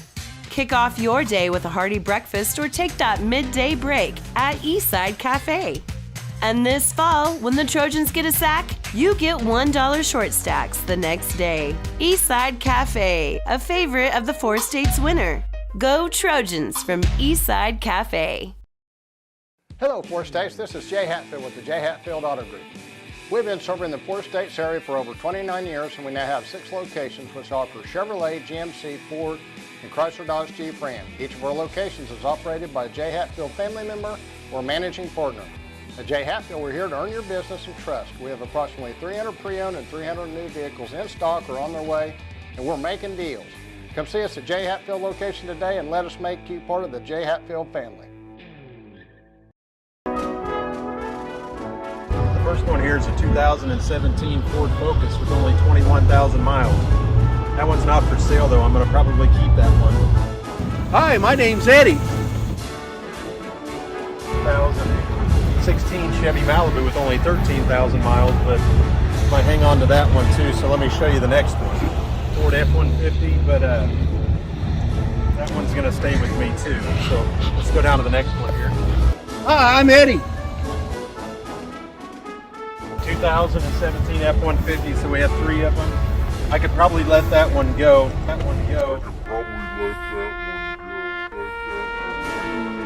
Hi, my name's Eddie. 2015 Ford Transit Cargo. I'm going to keep that one because I have to move here soon. But the rest of them, you're welcome to come out and look at. And I think you'd like a lot of them. We appreciate your business. Farmers Bank is a proud supporter of Girard Schools. For generations, Farmers Bank has worked with local leaders, businesses, and residents to help shape the future of Southeast Kansas. Farmers Bank is proud to have helped with the growth and development of the communities we serve. As partners in business and friends in life, Farmers Bank is looking forward to a brighter tomorrow. Farmers Bank, with locations in Hepler, Walnut, St. Paul, and Girard. Equal house.